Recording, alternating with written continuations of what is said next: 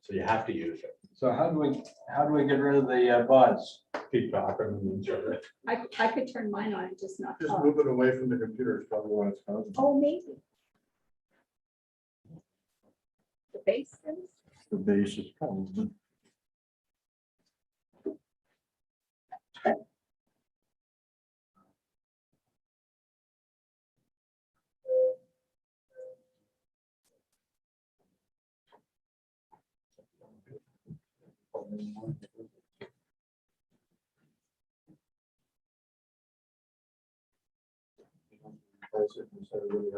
Worse.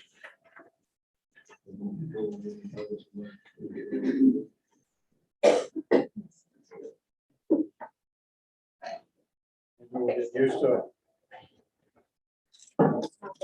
Oh, there it went away.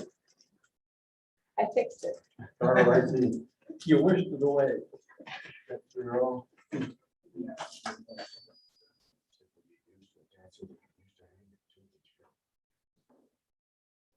Ready to go? We live on there? Yes. Okay, we'll call the meeting to order. And the first is to adopt the agenda. Jeanette, you have the resolution.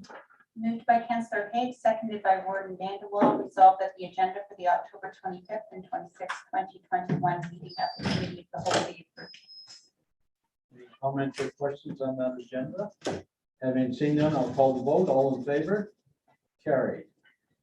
Do we have any pecuniary interest in the nature thereof to declare today? Having seen none, we'll record that in the minutes and move on to deputations and presentations.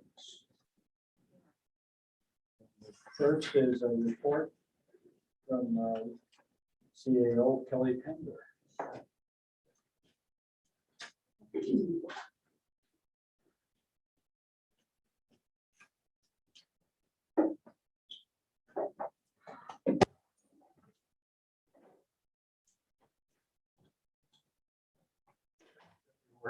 And welcome to Budget 2022. It's our pleasure to present today to Committee of the Whole and tomorrow the budget projections. And a big thank you to staff who've been working on this since June.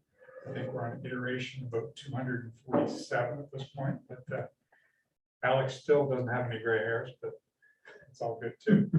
So just a reminder that today is the start of the process, not the end of the process. We'll work at the speed of council as you wish to receive it. Having said that, the earliest we could possibly approve this budget would be at our November the 20th council meeting. So there's room in there if we need to add additional meetings, if we need to know have more information on any given item. So just before the end of the day on Friday, Alex predicted that we would get the funding announcement for Fairmount at 3:45 on Friday. And we've been predicting that for about 4 straight weeks because they've been rolling out slowly over the past month. It actually came at 3:18. 3:38. 3:38. Sorry. So close. So his prediction, he was a bit pessimistic in his prediction. So having said that, we'll be reviewing some of the numbers for Fairmount, and some of the numbers that you see in your budget for a project proposal will likely either go down or be eliminated because they're going to be covered by funding. So we'll have that, have a better sense of that when Susan and Alex get crunching the numbers over the next day. After last year's budget presentation, we were in the council chambers at South Frontenac. We received a lot of feedback and input from council that we tried to adapt into budget presentations this year. So we made a number of changes that we hope will address your concerns from last year, including just highlighting changes in the business plans. We won't be reviewing them. Actually, this is your 4th year looking at the business plans. So they just essentially add 1 more year and add in any projects. So we will not go in depth in business plans. We'll just highlight any changes. We're not going to discuss KPIs with each budget as we've done in the past. Kevin presented the key performance indicators. The only time staff will talk about key performance indicators is when they're directly applicable to the budget, a particular ask in the budget or a project proposal in the budget. So cutting out more time there. And in general, on the business plan, we will only focus on the things that have changed. We're also asked to look at ways to smooth out increases in the paramedic service. As you remember, the ORH study, there are big ups and big downs over the next 10 years, and actually we're 7 years, this will be the third year for the ORH study. So Alex and the chief have a proposal for you today to look at how we'll smooth that out going forward, to make it such that it isn't a big up and a big down, that it'll be a smooth implementation. Thank you, Warden Vanderwall, for the recommendation or suggestion. So many of the changes to what we've also done is that many of the changes are project proposals that have been previously presented to you, so that we don't have to go into as great a detail. Again, saving your time, because we've tried to make a conscious effort that throughout the year, we would bring things to you as they happen, or things that are going to affect programs and services. So for example, Chief Chevalier has provided several updates to council regarding response times, Wolf Island, options for continuing to implement the ORH study, and much of the information will be consolidated as part of the paramedic business plan project proposal. Similarly, in 2021, we saw the establishment of a community paramedic program across Ontario.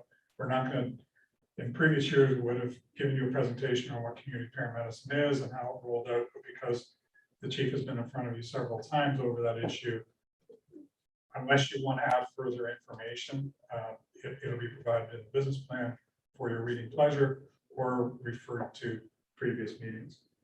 As well, Barb has reviewed with council several times the impact of the human resources crisis in Ontario with council.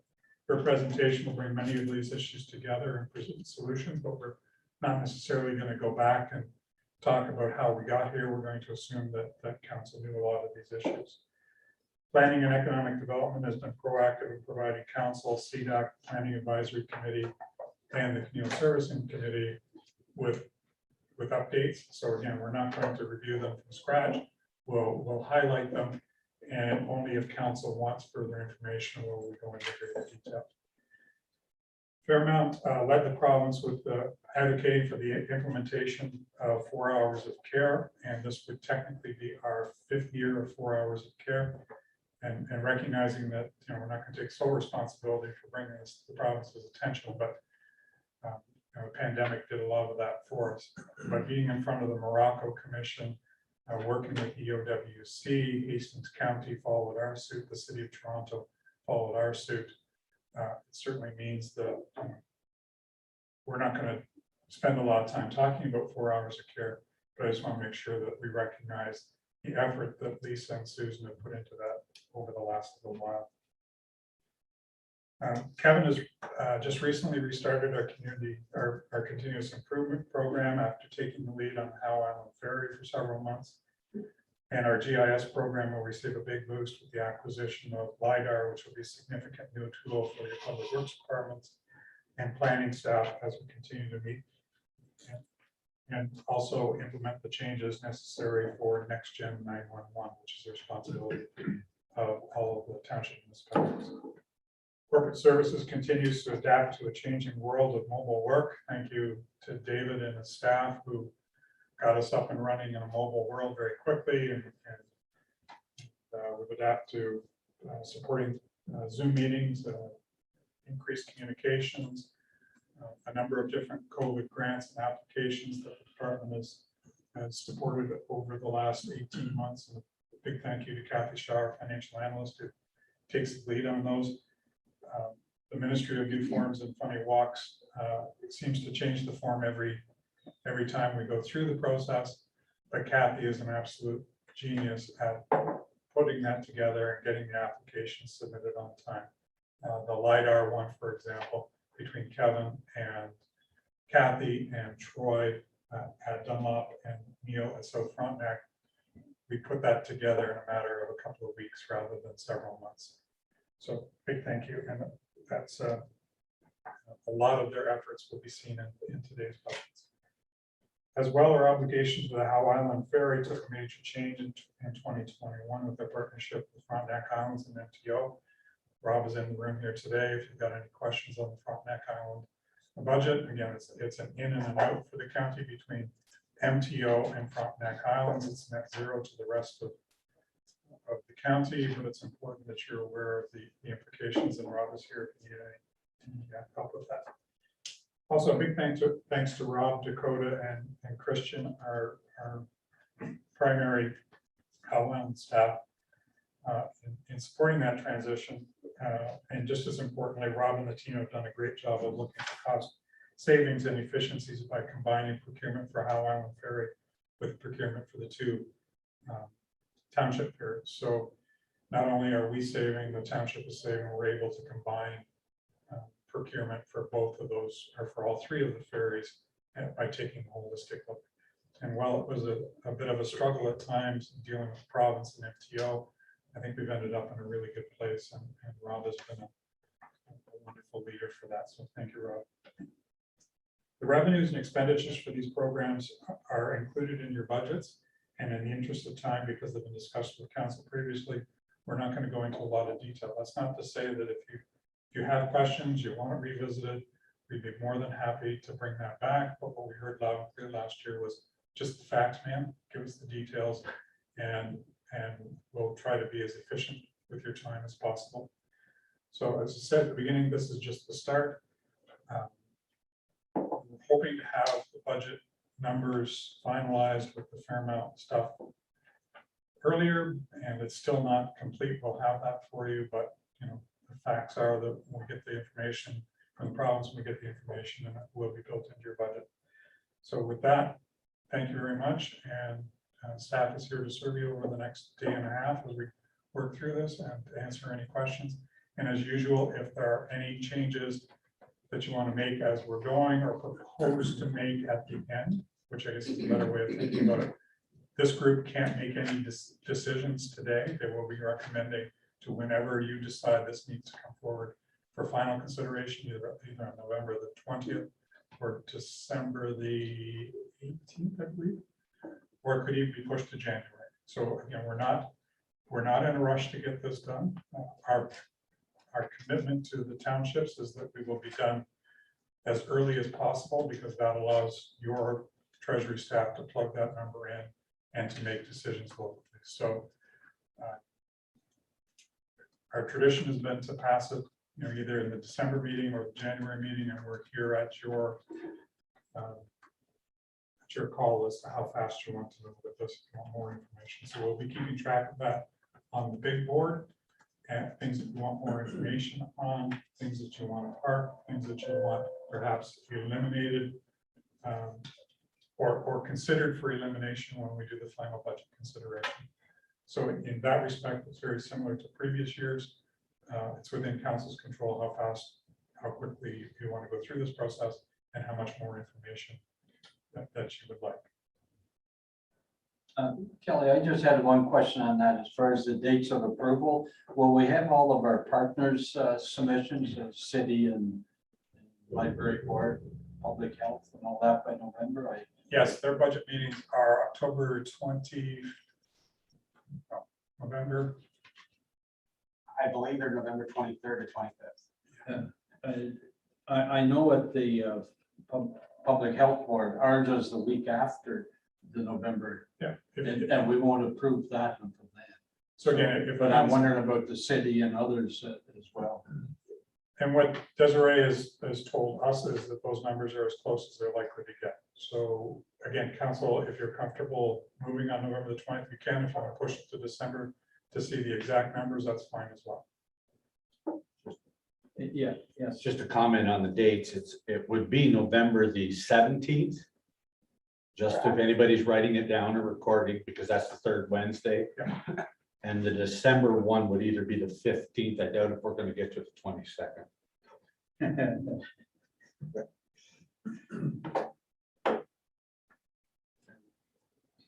guess I can shut it off there, so. Yeah, yes, Bill. Go ahead. Yes, through the word to Kelly, given that we're not going to have the fully property assessment numbers till the end of November, what do you anticipate those numbers are going to have in the final outlook of this budget if we do it ahead of time? Alex will get into that in his presentation, but no different than past years, we'll make an educated guess at this point. and we'll finalize, and then when we do the taxation bylaw, which generally follows sometime in the new year, the exact number will be known. So the passing of the budget is one issue, the passing of the tax rate. is the second. I understand that, but I'm just wondering if the numbers that are being presented, especially for the shared services of the city, I'm wondering how much impact that change in assessment might have in those numbers. So that would be picked up later, usually mid-year, the year after we reconcile costs. So at this point, we're going with what the 2021 number is. We usually don't get the 2022 number until the FIRs are done. So typically that's mid-year, the year after. So it's as good as it's going to get at this point. Okay, if there's no more questions for Kelly, I guess we'll ask Barb to come up and do the HR. Oh, not so quick? Oh, we don't have that.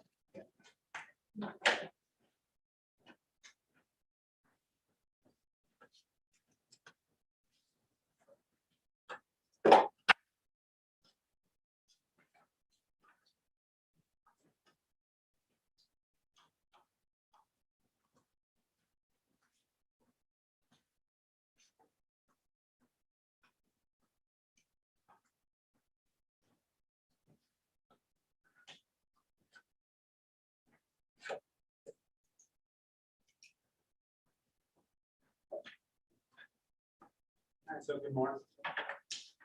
Good morning. Good morning. All right, so thank you, council, for the opportunity to present the 2022 draft budget. Before we get into departmental presentations, I'd like to take a few minutes just to go over the budget policy, presentation format, and to highlight some of the main drivers affecting costs. So with regards to the budget policy, this slide provides the objectives identified in the budget policy, including the requirement for budget timeline for consistency, adequate information for council to pass and assess the budget, and integration with financial objectives in our long-term plans. Here's a more detailed breakdown of the budget framework. This will be the seventh year that the budget policy has provided a framework for transparent decisions for budget. The first step in our budget preparation is the status quo budget. So this is the previous year's service level at next year's cost. From there, we also include prior year commitments which have not fully been phased into the levy. The costs are based on careful analysis of historical costs, economic market conditions, and professional estimates. And the budget target is Ontario CPI, which as of August 2021 is by the CPI before the capital levies included. Next, we would add in the project proposals. So that would be new or changes in services presented. Only council approved project proposals will be included in the final budget.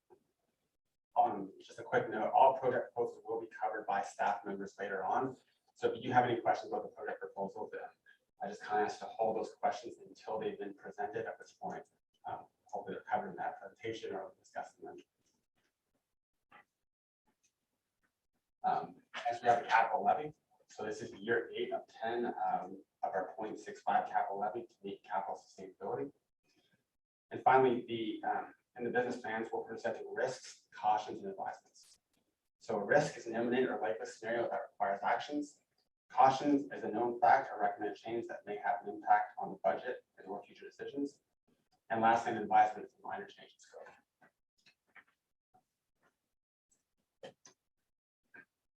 Right, so for the budget assumptions for 2022, we're assuming that the structure of our funding envelopes are largely status quo, except for 2 notable exceptions.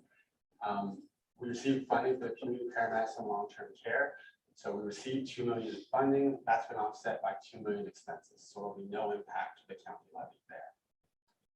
Also, as Kelly mentioned, Fairmount Home will receive additional funding for staffing. We'll have to come back and provide an amendment on how that will be rolled out. As of right now, we didn't include any new positions for that funding. Again, we didn't have a number until by that. And the August CPI for Ontario this year was 4.0.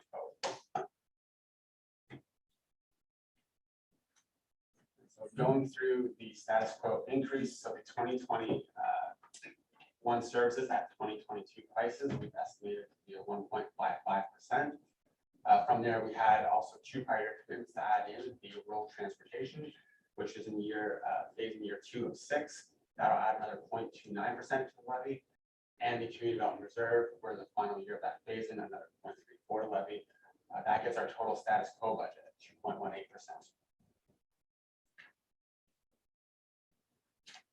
For project proposals, so we'll have something coming forward from Frontenac paramedics, including a 0.65% dedicated levy to fund growth. We'll also be including a proposal for a health and safety proposal to have auction mounts on these stretchers.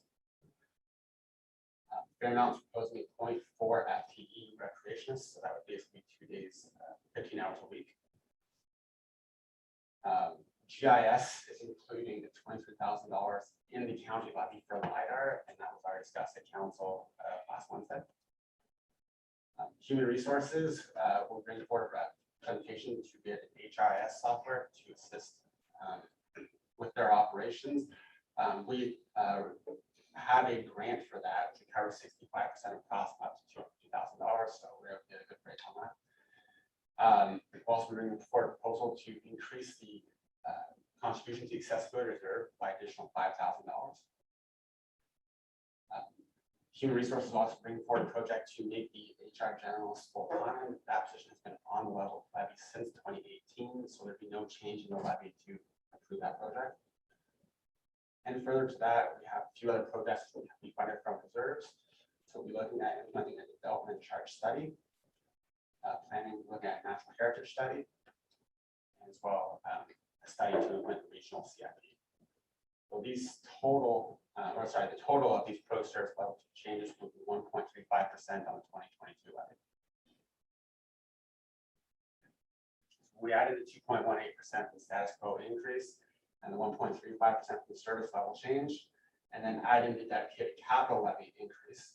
We'll be looking at a total draft budget proposed increase of 4.18%.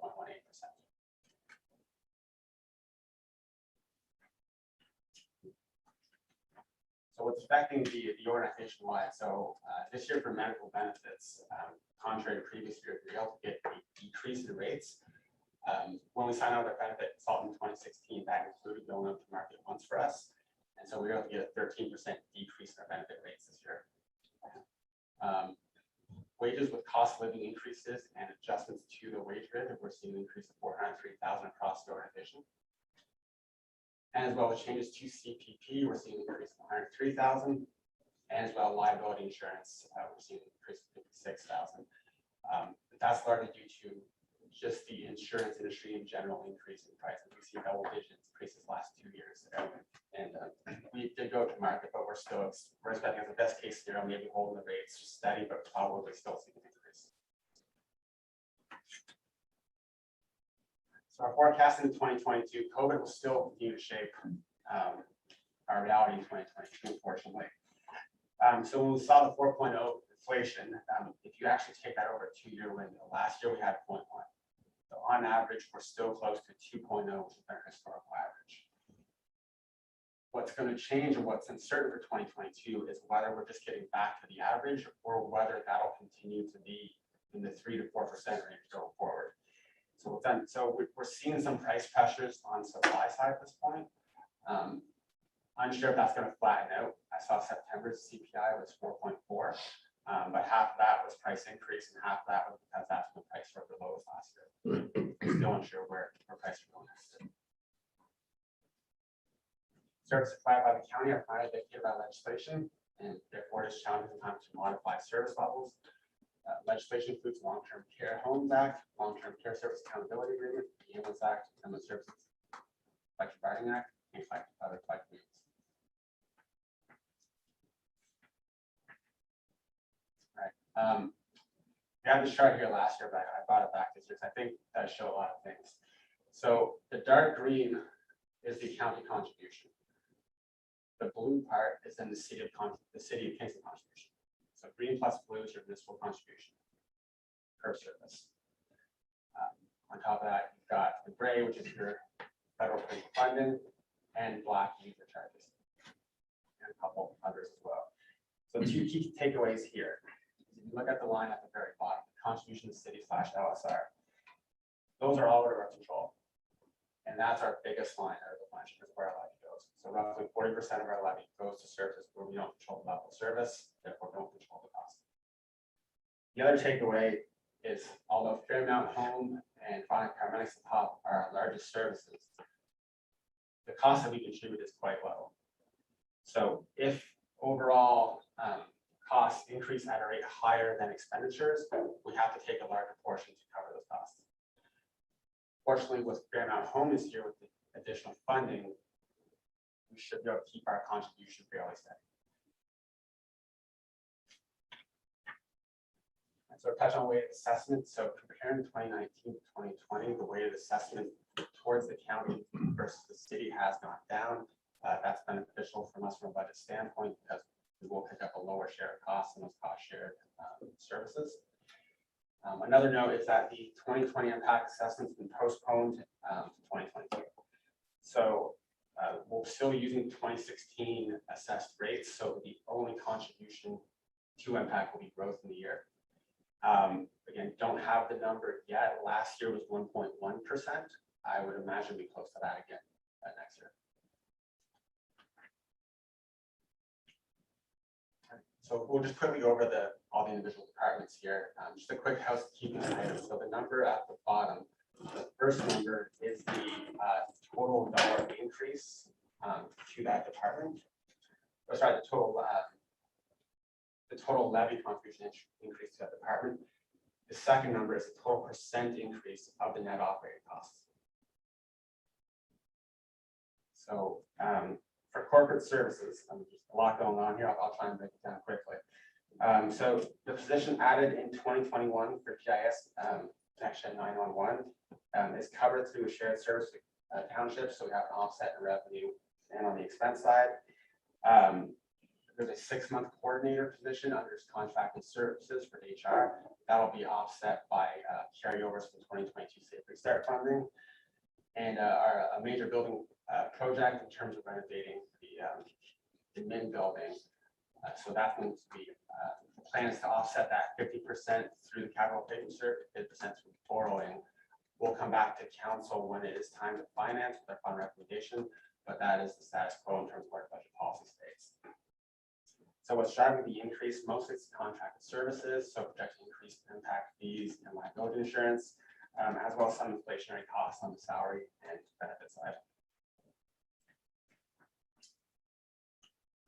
Land ambulance, so just a quick note off the top.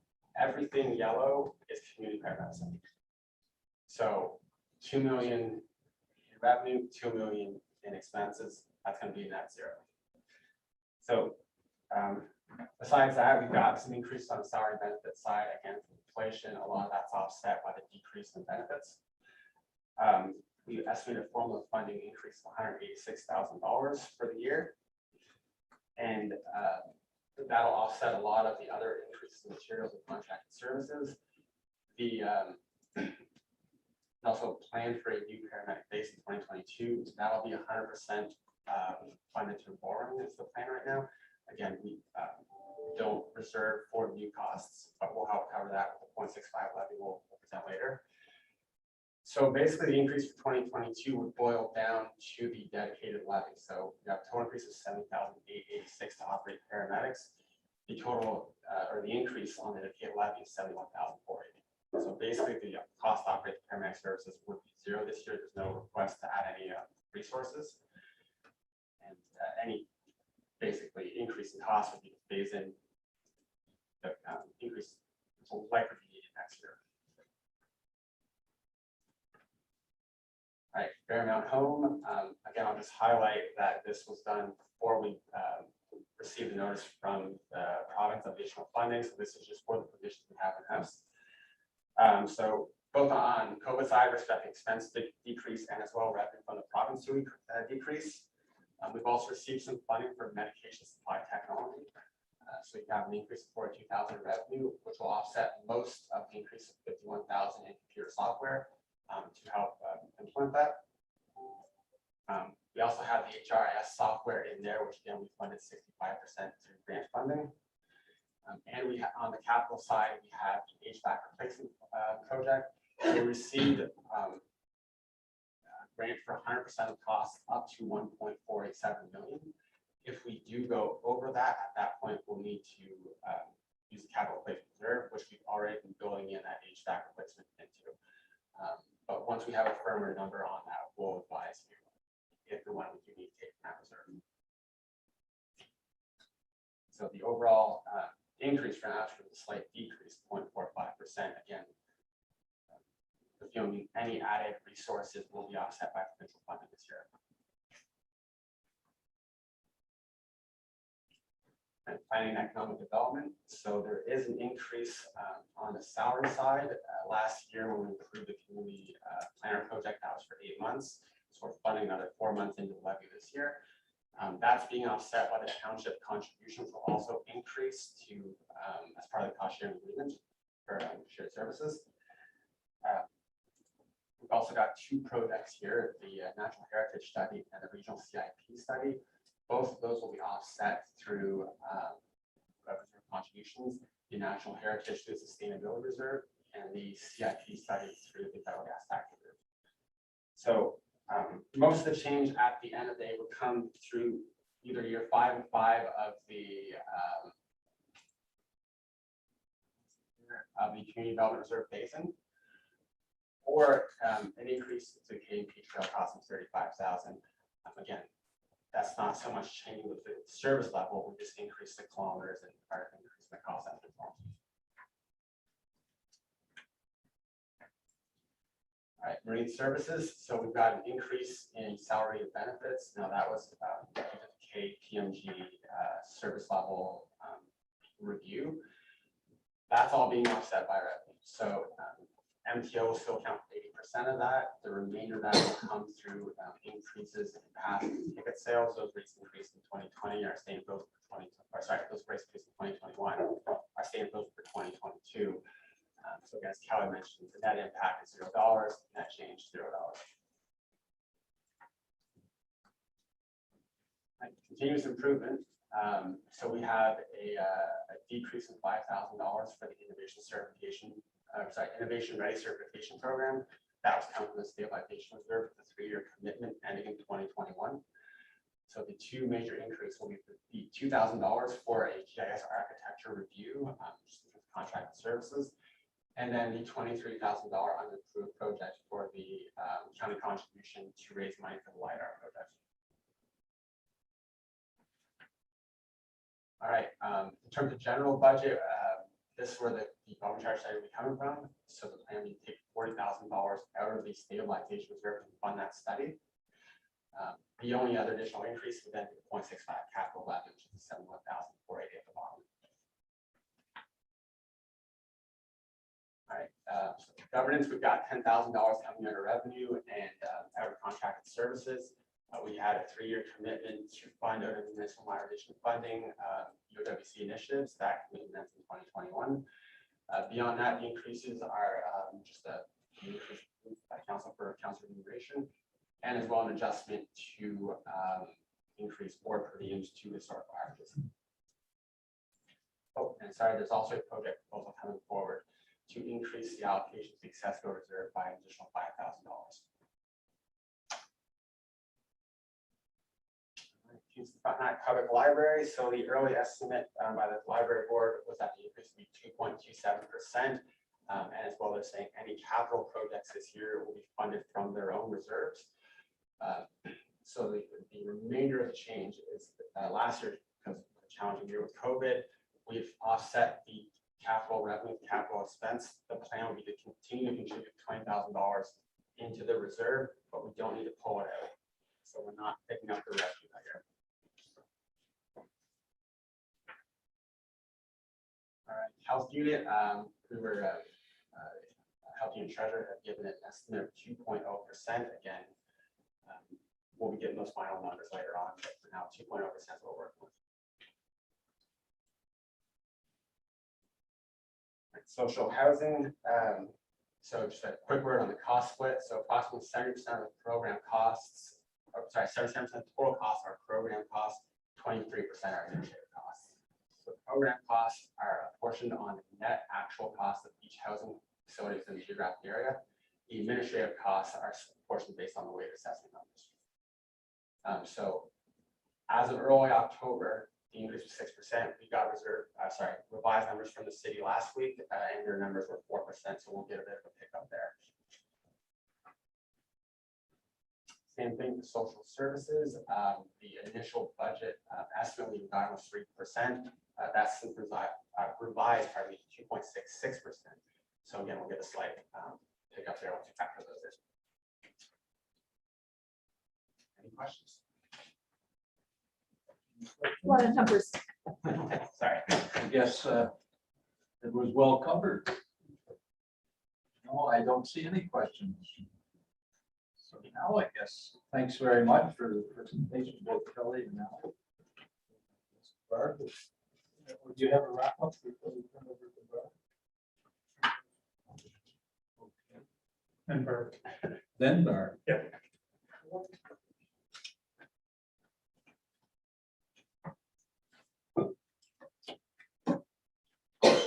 Thank you, Alex, for that overview. Just a reminder, whenever you hear the work project proposal, those numbers need to be voted into the budget, not voted out of the budget. So if you see a project proposal that you want to go forward, at some point, it's going to require this council to make a motion to put it in the budget. We present it separately so that you can see the difference between what is the day-to-day operations and what is a change in service level. So just to give you that bit of a reminder. So your first project proposal is to look at development charges. So the Development Charge Act of 1997, which was recently amended, allows upper tier municipalities to implement development charges collected by the member municipalities on building permits and site additions and all of the things that's applicable. But it is only for growth-related expansion of capital assets, so you can't use it for day-to-day operations. And Frontenac Islands is currently going through their study, and South Frontenac has development charges in place. So the primary purpose of development charges is to ensure that growth pays for growth, not existing taxpayers. So that is, the fundamental principle of development charges is that somebody new to your community, whether that's a business or an individual moving to your community, pays for that growth. And it's not the developer that pays. The developer pays the initial amount, but that is obviously passed along to whoever buys the property. So it's essentially the new person or new business moving to your community that pays for it. And this has been in place for 23 or 24 years to replace the old impost fees that we used to charge for various things. So development charges are a strategic tool for municipalities to use for tax planning purposes. So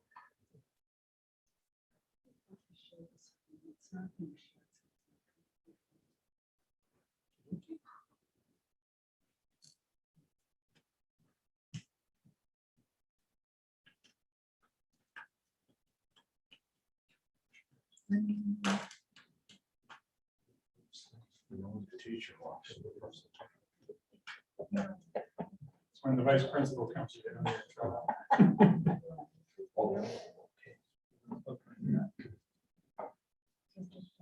There you go. So for a county, what could that include? So everything like land ambulance, so growth considerations for Wolf Island, Sydenham, Parham, Robertsville, and any logistics enhancements that result from growth. And we know from the ORH study and the EOWC study that number is about projected to be 4.5% per year through the next 7 years. Yep. Yes, Gordon. Before you go off of that, then if there was a development charge, can we specifically do it to those land ambulance? Or does it get thrown into the pot with ambulance city? No, what we're proposing is that we would collect for the townships. Perfect. If the city does not have development charges for paramedics, they could. The city does not have development charges for Fairmount, they could. So whatever we collect would just strictly go towards enhancements at Wolf Island, Sydenham, Parham, and Robertsville. plus any logistics. So we talked about how do we make better use of logistics, the ORH study talked about that in Chief Chevalier. So the growth component of that could be funded through development charges. Fairmount Home increased bed capacity. We know that in 2023, the debenture on Fairmount Home falls off. We also know that the province is actively recruiting bed expansions and that the growth in our seniors population is anticipated to be above 5% over the next 5 to 7 years. So we could say collect funds to be used to go from 128 bed to say 160 bed facility, which is would probably take care of most of the growth for Fairmount Homes portion. KMP Trail Park. Kelly, there's a fly in the ointment there though for Fairmount. The paramedics makes good sense to me, but for the long-term care home, given we only have a small percent of County of Frontenac residents there, it's a little harder to justify. From that perspective, it is, but I mean, the legislative requirement is for the county to run a home, and the province could tell us that we need to make improvements there. So again, that's a decision that council would make as part of the development charges study. And it might add an extra, say, $60 on the development charge, and you could say, no, we don't want to do that. We're prepared to take the risk. But going through the study, starting the study does not commit us to any component of it. Council would have the choice to say, I want to do this part, not that part, and not that part. That makes sense? Yes, I think it's generally good to look at adding development charges because it's an alternative way to raise funds rather than adding to the levy. But we'll get into that detail when we get into the study for sure. Yeah, and this isn't a proposal to approve development charges. It's a proposal to do the study, bring it back to council and have you say, we want to phase that in over 5 years. We don't want to do it at all, or we want this piece, but not that piece. It gives you that information to make that decision. Understand, thank you. The KMP Trail, parking enhancements, trail amenities, even expansion of the lines if we're going off of the main portion to connect the community, for example, and future studies related to growth. So you can take all of your growth related studies, such as population projections, and have them funded through development charges. Now, none of this will have a major effect, and if we just run out the clock in terms of how this would roll out, we do the study in 2022, implement in 2023, it's going to take 2, 3, 4, 5 years before this is going to have an impact on the budget. But no different than the 0.65 for capital, or what Alex and Gail are going to present, Chief Chevalier are going to present in terms of phasing in paramedic costs. It helps us reduce those costs and manage those costs further down the line. So councils after this one will reap the benefits of that if that's how council chooses to go. Secondary areas for consideration, we could look at social housing. So for example, the municipalities have an obligation with respect to social housing with capital components. So you could build in that. You could build in libraries because we know that the townships look after the libraries, but it's collected through the counties. So we could add money to the levy to deal with library expansion. Sydenham, for example, is very close to capacity. Charlotte Lake, looking at options there with your building project. All of the libraries at some point are going to require some modifications that could be attributed to growth. So that would help your township in managing those costs because your township is responsible. So existing background studies. So the good news is that we've already done a lot of the foundational work for this. It's not like the first time that this happened back in the 90s and in the early 2000s. Municipalities had a lot of catch-up work to do because there weren't those baseline studies. But we've done the ORH study, the paramedic study. We participated in the EOWC paramedic review, EOWC long-term care review, and both the county and the city have done population projections that could help us with that. So we're not looking to fund a lot of the background information required just to calculate what those costs would be and how that would translate. So in looking at the EOWC municipalities in terms of who already has one and who doesn't have one and who is pending, Halliburton and Prescott and Russell are currently debating it. In fact, Halliburton approved it last year, but didn't get to it because of approved doing the study last year, but didn't get to it because of COVID reasons. And Prescott and Russell has commenced their study. So they're in the pending or under consideration. Kawartha Lakes, Lanark, Northumberland, Prince Edward County, and Peterborough already have them, with the proviso that Kawartha Lakes and Prince Edward County are single-tier municipalities. So they have a lot of traditional development charges such as roads and bridges and landfill sites. Kelly, just a question on that. I know our local development charge is around the $6,000 per new building location. What are these counties charging? Do you know approximately? I didn't ask, but I'll follow up with them.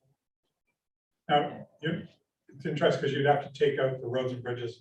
So Northumberland, big road program, landfill I site, agree. Yeah. but a smaller paramedic program. So I'll see if I can find that. I'm sure it's all on the website. Uh-oh. Yeah. IT's out. It's vice principal now.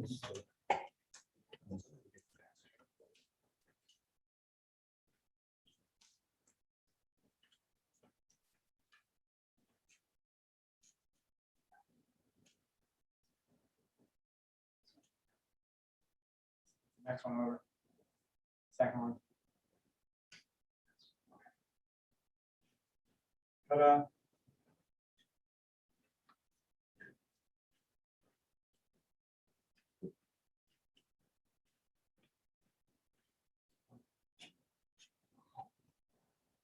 Kelly, this way, you find the development charges are very similar across all of these different Microphone. municipalities. Actually, there's quite a wide differential because some municipalities choose phase-ins, for example. Some, you can pick the programs and services that you want to fund that way. So they vary dramatically. The city of Kingston's number is well over $50,000 down to, Frontenac Island's is $6,000 and even lower than that. So there's quite a range of what is South Frontenac's is $20,000. I was gonna say, I think we're 20. Yeah. Close. But I can't imagine, because we're looking at very narrow scope, I would imagine it would be fairly minimal. Minimal being, pick a number, 1,500, 2,000. Would the development charges through your chair Use your mic though. be directly related to the size of the project? No. The development and the building inspector in the room may correct me here, is collectible upon issuance of the building permit. So your building departments collect it, and it is a function of the value of the permit. No, it's a flat. We're not developing. Okay. Yeah, Fran. Yes, Fran. I'm just confused. If we do the study and if it says, yes, the county should start having development charges, what happens to the local municipalities and their development charges? Is this tiered on top of or instead of? Correct. So for example, the French school board just implemented a $130 fee on development charges in the commutership of the city of Kingston. And that just gets added on to South Frontenac and Frontenac Commons. Yes, Gordon, you had a question? And then. I guess the only comment I would make is right now, we don't charge, I don't think, in our development charge for ambulance. I know that there's fire because we obviously run fire. We have parkland fee, we have all of those things to fund all the other things, but some of the ones that the county would be talking about wouldn't necessarily be a duplication of anything that we're doing now. And the other comment, I guess you could talk maybe to a developer, but it has not stopped development in South Frontenac. Councillor Higgins. I understand development charges for development and stuff, but all the stuff you listed there for the county paramedic, long-term care, stuff like that, where does the money come from? For, you said development charges, where does that money come from? So the developer pays it upon issuance of the building permit and then passes that along to the homeowner. So for long-term care or ambulance, or we want to expand, that's a county responsibility. How do we apply development charges for something like that? So paramedics is a good example, and Alex showed you the bar charts. So we would be collecting for our share of growth. The city of Kingston would still be responsible. And we know paramedics are going to go up by 4.5% per year for the next 7 or 8 years. We would be collecting for our share of the capital, not the operations, the capital component of expansions. So an example would be, we're looking at Robertsville and Sydenham in the 10-year plan, adding another shift. This would pay for any changes required to the ambulance station and the purchase of a new ambulance and a stretcher and whatnot to our portion of it. So roughly 20% of the total cost would be funded through development charges, not by the taxpayer. So it would be a 20% decrease or avoidance of tax increase. On any capital component related to development, our share of that would be decreased. So if we're purchasing $100,000 ambulance, recognizing the $200,000, we would fund that normally 20% of that. That would come from development charges. So $20,000 instead of taxing $20,000 for that ambulance, it would come from development charges. Maybe I need an offline, I have a mental block about it. I just got one more comment on development charges. A lot of the bigger cities like Markham and Oakville, their development charges are up in the $100,000 per new house location area. So it's very common across Ontario to support additional services that they charge. It's a development charge. I think we should be looking at it, but I'm not sure if council will agree to approve it, but it does have some very good logic. Because our only other alternative is increase the levy. Yes. Well, the only, I guess, struggle would be half of this council does not have a development charge and half of it has no issues with development charge. We don't mind it, obviously, because it helps us a lot. So there's a bit of a, you have to get your mind around a development charge. I mean, to do the study is one thing, but you actually have to be open-minded enough to say, well, we don't have development charges now, and are we going to let this start to happen? It gives the other municipalities an opportunity though to really look at the detail. Because I know when we first got into it, it didn't make any sense, but then we agreed to do it. Yes.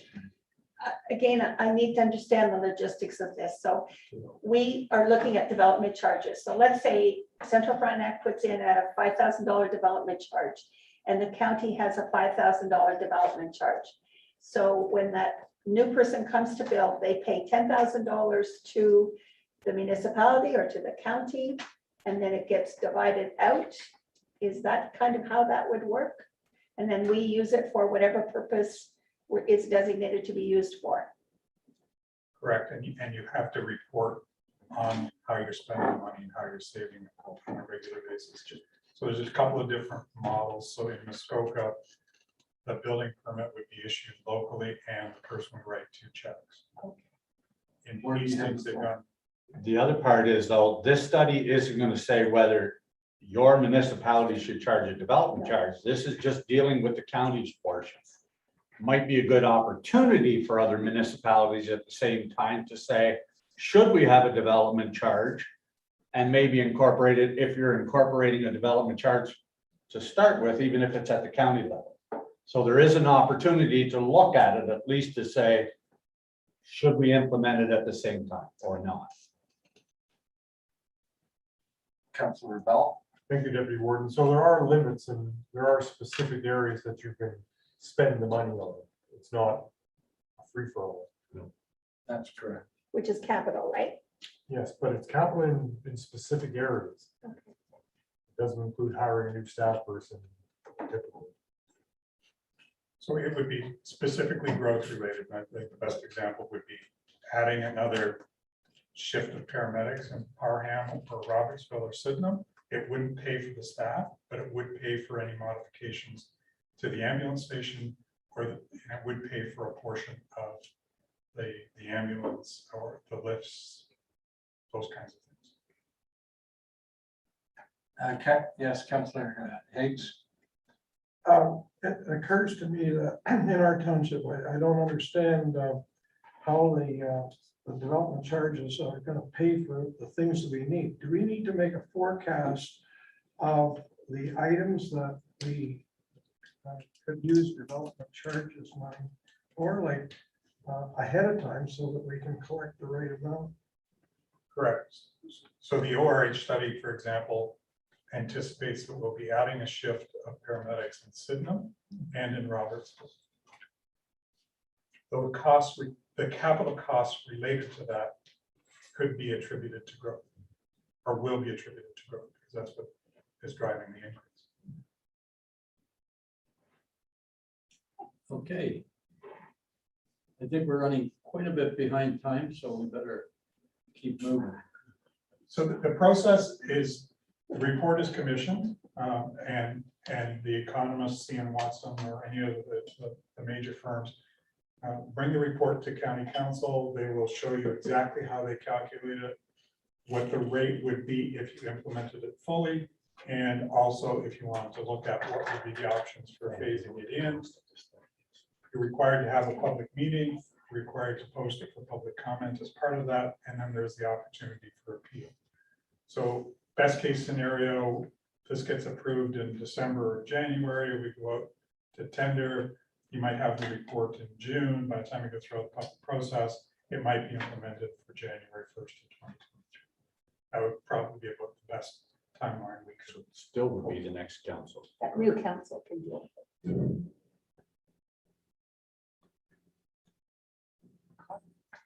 So we estimate the total cost. There's a little bit more cost to this one because it is the first one, but we've got all the background studies. But for example, Frontenac Islands is redoing theirs at a cost of $30,000, but it's just taking that period and rolling it over. We're going to be starting from scratch, so we estimate it'll be about $40,000, and we suggest that this be taken from reserves because that's forward-looking. And there is no commitment to council to approve them. At the end, you will have all the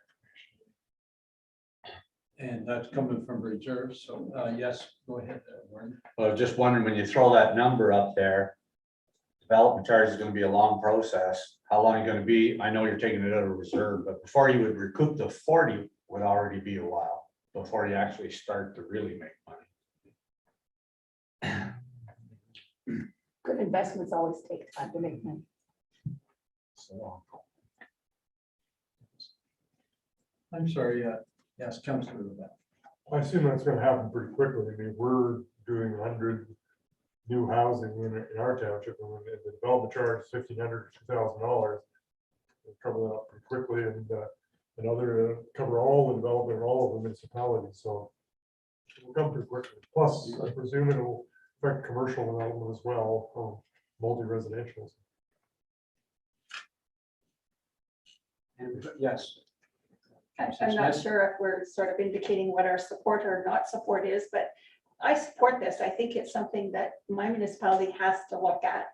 The amount of growth that's happened and the size of the properties that are being built. People have money to build houses, and growth should pay for growth. So I think it's a good thing to do at the county level, and it may be the perfect time for our lower tiers to dovetail with what comes out of this. So I support it. Yes, thank you. Councillor Higgins. If we already have 2 townships already using it, what's the benefit of spending 40K? Can we not learn from what's already being done at 2 of the townships? The legislation is very specific in how you calculate that. You don't just pick a number. You have to say, here's what growth is going to be, here's the impact on your capital, just the capital component, and then break that out. And then you have to be able to defend that, used to be UMB, whatever, it's not even out that, what is it done? So there is an appeal process at the end of it, and you have to have the study. And at any point in the process, the developer can ask you for an accounting of how you're using it. So if you don't have all that done up front, it could all be for naught. Okay, and that's the last question. Most, we have development charges for planning for building, but I never thought about the capital aspect of it. So there would be benefit to get that study for that aspect for me. Okay.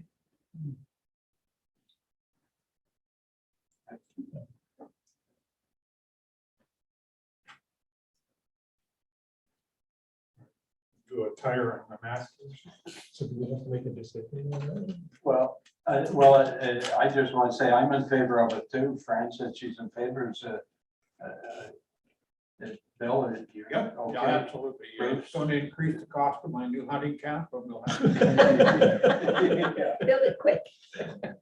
And again, before we leave this subject. Pardon me, Jerry? I'd like to ask a question before we leave the subject. Yeah, go ahead. Where did that base amount come from? This, I heard the figure $6,000 for development charge. Where did that number come from, that base number? I don't quite understand. Well, that. when the person building the house takes a building permit, we say, well, he costs a building permit fee, but also give us $6,000 development I charge. understand the process, Dennis. Yeah. I just don't understand where that $6,000 figure came from. That's my question. Oh, well, that's why you need a consultant to pay them $40,000, because it's very complicated. Like you gotta specify how many extra items, for example, in the county case, you're buying for the paramedics because the increased number of people living in the area are going to mean you need more paramedics, which needs more equipment, more perhaps ambulance vehicles or fire. For our case, it was road and fire equipment. So they get into a lot of detail, and the legislation demands that you do that. So, a follow up to that. So Frontenac Islands now have a base rate for the development charge. This county charge is just going to be added to your That's right. existing charge. Yeah, so if the county added 1,000, then we have to collect 7,000 for We got each. two checks going out then from the developer, from the builder, or the homeowner, whatever. The homeowner, yeah. Two checks. Am I It- correct with that? Well, I just wanted to say, the original study will tell you what the municipality can or should charge. And then every so many years, you have to review it to actually see if you're in line or should you be increasing. We went through this a couple of times, and we still weren't worth the average of what most, believe it or not, at 20,000, what most communities were doing. However, we phase the increase in, but as a slower over 4 years or whatever. But the study will tell you how many fire halls you need in your community, how many of these things that are going to happen, and what rate you should be putting funding away for that. That's how we got to development charges. Is that all the questions before we ask Barb to take the floor, and then we'll take a break after that unless somebody wants one now? Just one question. Yes, go ahead. I forgot to ask Alex a question, so I just want to go back to Alex. You made a comment.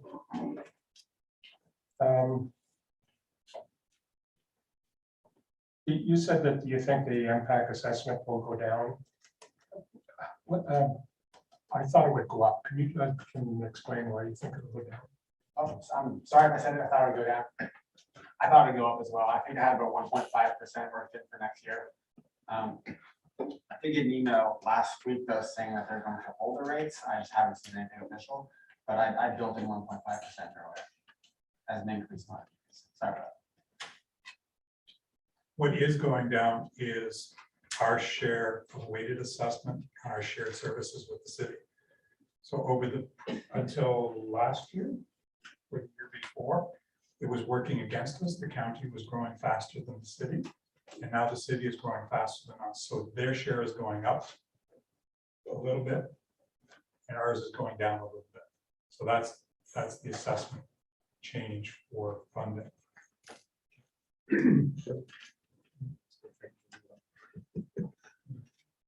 I just had one other question then before we go to Barb, if you don't mind. I don't know if it was Kelly or it was Alec that said paramedic is no increased cost in resources. Is that true? No, Because I've never seen that yet. so it's no increase to the county portion. So between the savings in benefits and the increase in wages and content service materials, the increase that the province will contribute should cover that off. Okay. Thank you. Good morning, So, council. Barb, good morning. Thank you. You have the floor. Thank you. Good morning, council.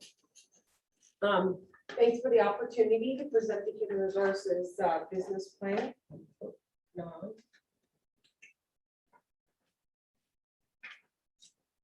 So with the business plan updates, there are some key changes.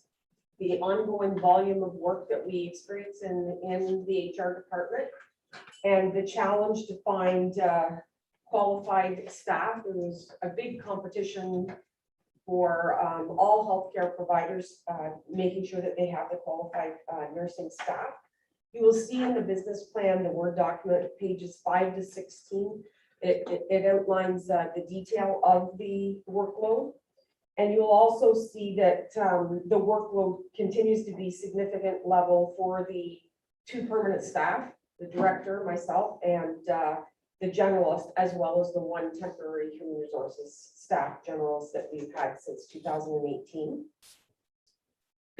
Attendance continues to be a key focus for the department in managing it and making sure that we are implementing the appropriate initiatives to ensure that we're containing costs there. Recruitment, grievance, mediation, and collective bargaining processes also consume a large amount of human resources time. And with the ongoing changes in legislation, all the directives from the pandemic, et cetera, these changes create increased challenges with the unions, which also continues to then generate a little activity there for grievances and resolution of those grievances. In addition, the pandemic has created some challenges and additional workload, while also highlighting some opportunities for process improvement. There is a significant need, or an evident need, I should say, to obtain a human resources management system. And this was also identified in the strategy board document. We will continue to focus on our talent management strategy, including succession management and making sure we have key positions, some backfill for those key positions. And we'll see as well that in 2022, approximately 3% of our workforce will be able to retire with full pension. And that number will increase in 2026 to over 8% of eligible employees will be able to retire with full pension.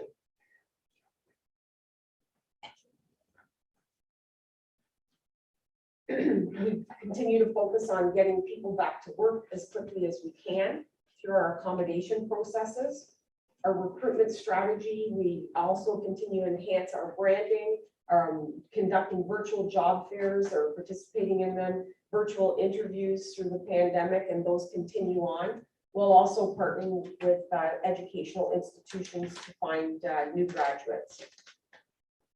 Our labor and employee relations, you will see in the coming slides, the activity there in grievance and collective bargaining, and also the number of investigations and conflict resolution that human resources is involved in. In the area of attendance, this was a little, the view is being hidden there, but the number removed from the program of our employee attendance awareness program was 1 in 2021 August year to date. The OPSU, the number of employees who have reached or exceeded the 6 occurrence, which is language that we achieved a couple of years ago. Initially in 2017, before we had the language, there were 23 people that were exceeding 6 occurrences. And now that number is down to 6, because after the 6th occurrence, the first 2 days of every subsequent occurrence are unpaid. And we also achieved that language for QP 109. And while it's not a big attendance issue there, that number is currently at 0. And then the non-union employees as well, at one point, there was up to 4 people perhaps exceeding the number of occurrences, and that number is down to 0. And in 2021, in January, we just implemented that language, or we were successful through the arbitration process or interest arbitration process in gaining that language, and actually even better than the other groups after the 5th occasion of illness. The first 2 will be unpaid. This slide demonstrates the number of total sick hours, which was 38,124. Of those 38,000, 42% of those hours were related to temporary disabilities, COVID, or chronic. And those hours are not included in the Employee Attendance Awareness Program for human rights reasons, I should say. Key accomplishments in 2020, we filled 342 jobs of the 443 that were posted, and of those, 120 were external hires. HR conducted 304 virtual interviews in 2020, 9 virtual orientation sessions, and 1 virtual job fair. There were 120 occupational health visits, 170 workplace incidents, and 36 lost time claims overall. The involuntary turnover rate was 1%. Or just before you flip there, the first one, 342 jobs filled, 443 posted. Does that mean we've got 101 vacant jobs? Throughout the entire year, there were 101. So we post a lot of casual positions at the beginning of the year. And then if we aren't able to fill those casual nursing type positions, if we aren't able to fill those, then they end up being canceled at the end of the year and reposted in the new year. Okay. And you said, thanks for highlighting that, because as of August, we had 382 competitions this year. And as you know, last week we're up to 485. So that number just keeps growing. You'll see here, since 2015, there's been a 243% increase in recruitment activity. And from 2019 to 20, a 63% increase. And we obviously will be exceeding that percentage increase again this year. The turnovers due to retirements, resignations, employer-generated terminations, and internal movement. And COVID has created the need for additional staff at Fairmount, with currently about 29 temporary lines. So this generates a lot of work for the HR generalists and their recruitment activity. And with the number of, in the 304 interviews that HR participated in 2020, as of the end of August, they'd already participated in 229. That's coordinating it, setting up the interviews, the offers, the references, all of that kind of work that goes into the recruitment process, which actually totals approximately 25 weeks of time for one HR journalist. And in 2020 and into 2021, sometimes there were 2 HR people in those interviews to allow the managers to focus on the operations of the home. In the area of learning and development, our leadership team attended conflict resolution, change management, self and other awareness. And the civility in the workplace was now has now been put online so that all new hires can complete that training and get the same message about civility in the workplace. And we had 119 new hires trained in civility in 2020 and 84 year to date as of the end of August. In regards to succession management, we have identified 21 potential successors for key positions. And the leaders work with those potential successors on an individual development plan to help them get ready for other opportunities that may arise in the future. We maintain QP 2290 pay equity in the non-union, and of course, we have the council remuneration studies for both council and non-union, I should say. There were many key positions filled in the non-union, from assistant directors of care to paramedic superintendents, IS positions, the addition of the resident aides, et cetera. There are many positions added. In 2020, QP 109, 100% of the grievances were resolved and not referred to mediation.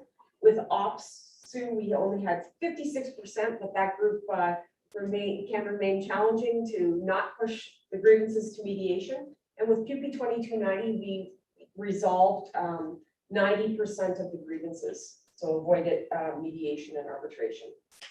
In 21 and 22, we'll have all 3 bargaining units going to collective bargaining.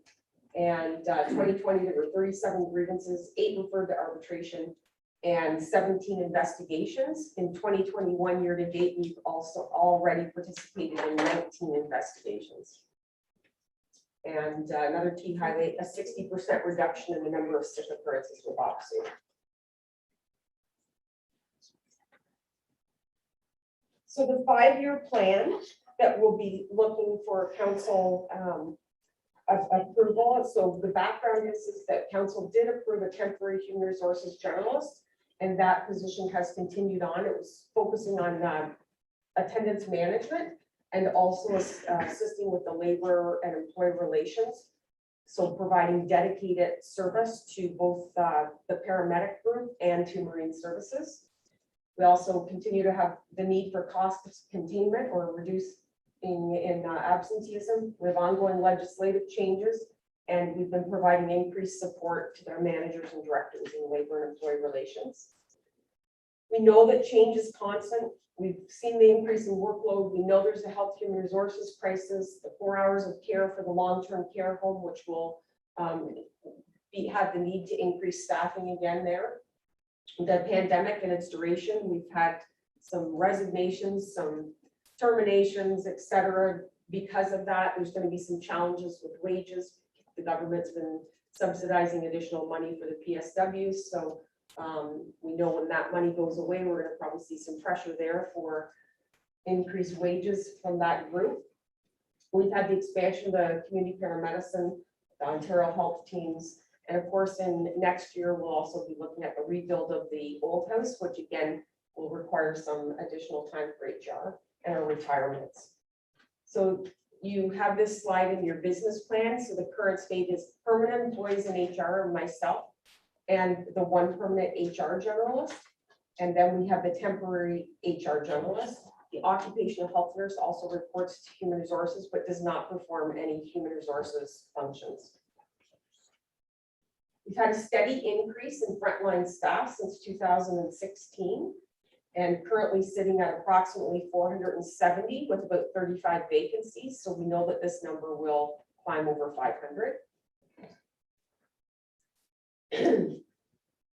I've shown you this slide prior. This is a comparison of the some other municipalities, the number of HR staff that each one has, and this is an apples to apples comparison.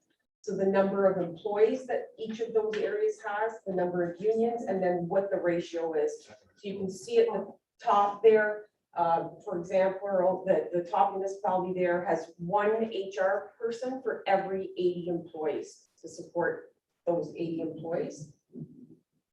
And the county of Frontenac has 1 permanent HR person for every 235 employees. If we include that temporary generals, which we've had for the last 3+ years, it's 1 HR person for every 157 employees. So the 5-year plan would be to confirm the HR generalist as a permanent position.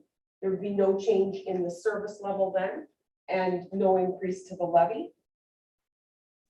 The second would be to invest in the human resources management system, and I'm going to tell you, share more information about that in a few minutes. We did, as Kelly said, apply for municipal modernization funding of $250,000, and we're The grant is up to 65% of that, which would be 162,500.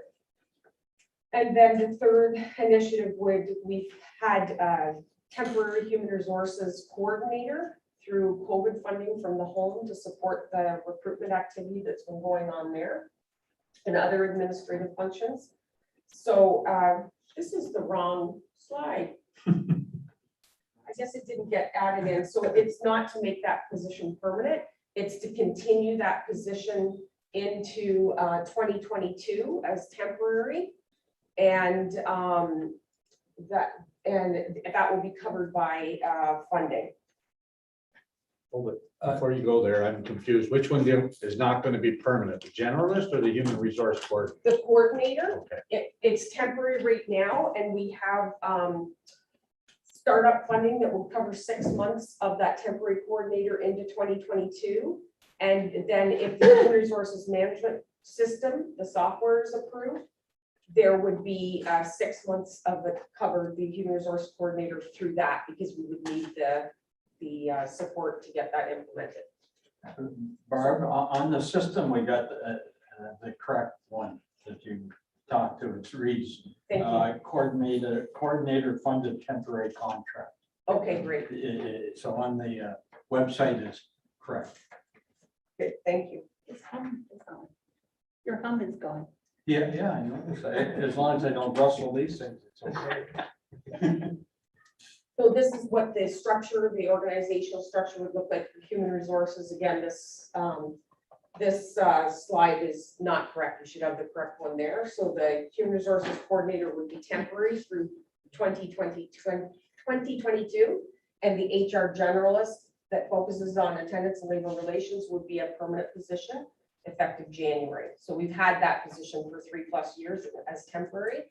So there would be no change to the levy there. And again, on the website, it does say temporary, Great, so. thank you. With those changes, it would put the HR department with the temporary HR coordinator and the permanent HR generalist becoming permanent. It would set the county at 1 HR person supporting every 118 employees. The municipal average is 1 to 111 employees, and the peer comparator is 1 to 116, the average. So it will put us in much better shape to be able to support the managers and directors and make sure we're getting the hiring done. I think it moves us from the worst to the best. It does. Well, it moves us up to the middle, the average, yeah. 1.8 is best. So this is the human resources management system. So currently, HR has over 30 manual processes that we're tracking. So it's Excel spreadsheets all over the place to track data, everything from certifications, registrations, attendance, discipline, LTD, STD, the list goes on and on. So in 2009, there was a software program implemented. However, it was not robust and effective, or the functionality was not effective. And so they discontinued use several years ago. We need to ensure that we have reliable data and functionality, and making sure that we also are meeting our legislative requirements by proper tracking, et cetera. And we need to be able to provide timely data to inform decisions. So whether it's retirement forecasting or staffing needs, et cetera. We also, a robust human resources management system would also allow for payroll modules, and our current payroll system has some difficulties with retroactive reporting. And it would also, some systems even have opportunity to purchase scheduling modules down the road. I'm not going to go into all the detail on this slide, but a robust human resources management system would allow tracking of all these types of functions that currently a lot of them are done manually now, or in Excel spreadsheets. So the system would then have everything within it, and we'd be able to pull the data from that and run reports, et cetera. So in the area of risks, I think here the key ones are the shortage of the qualified talent.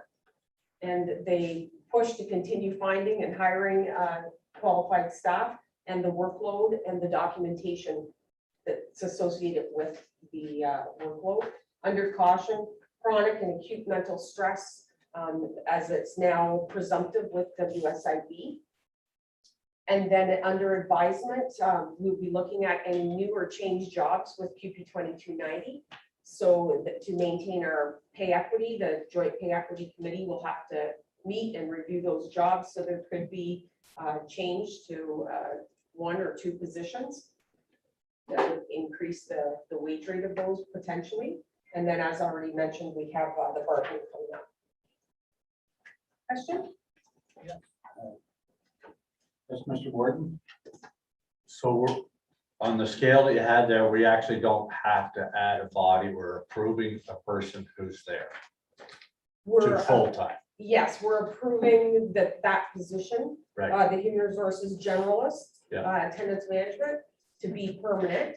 And the temporary, confirm that temporary for 2022, which will be funded if the HRMS is approved, 6 months there and 6 months through the startup. Is that person there now? Yes, Also, Yeah. okay. Because there's a couple of municipalities around here that are all advertising for HR. So it's obviously not going to be an easy position, but if you have those people and we're just approving whether they stay full-time or not, makes a big difference. Good. Councillor Higgins, and then Yeah, I Councillor have a Smith. couple of questions. You spoke about retirement. Do you have an idea of how many retirements per year are coming up over the next 5 years? well, right now, we are currently finalizing the presentation on that.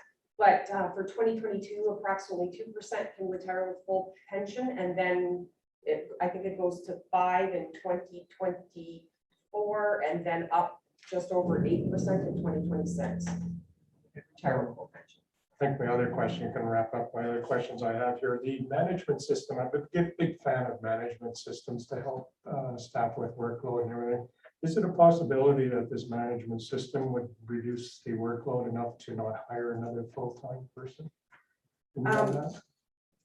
Beyond the coordinator, because prior to this temporary HR coordinator, there was no administrative support for the HR or the recruitment processes. And because this recruitment has skyrocketed over the last few years, we wouldn't have been able to keep up with that.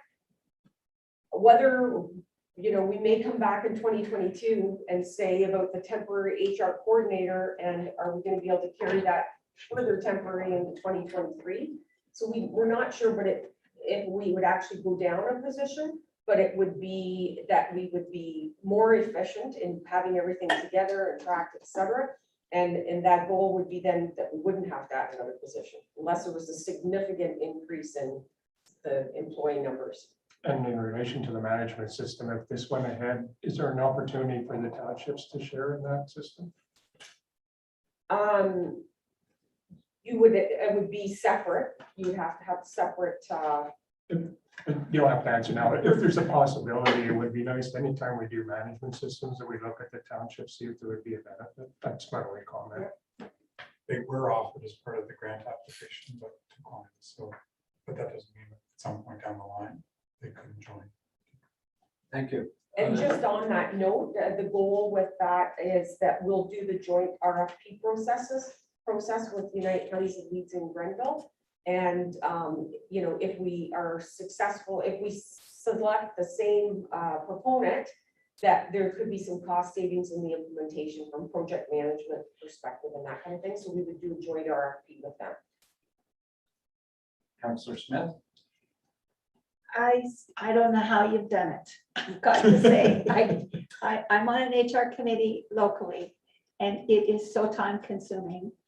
And I just don't know how you've done it with the number of staff you have. I totally support this new management system, and management systems are great, but it takes a lot of work to get them in place. So it's probably going to take the first year to get stuff into it to make it actually work for you. So I know it's a big cost, but I think it'll save us money down the road. So again, I support this. Yes, Bill, go ahead. Through the work. I support the program also, but it's just a question of interest. I see the comparatives there that some of the counties are dealing with 6 unions. We're dealing with 2, I understand. 3.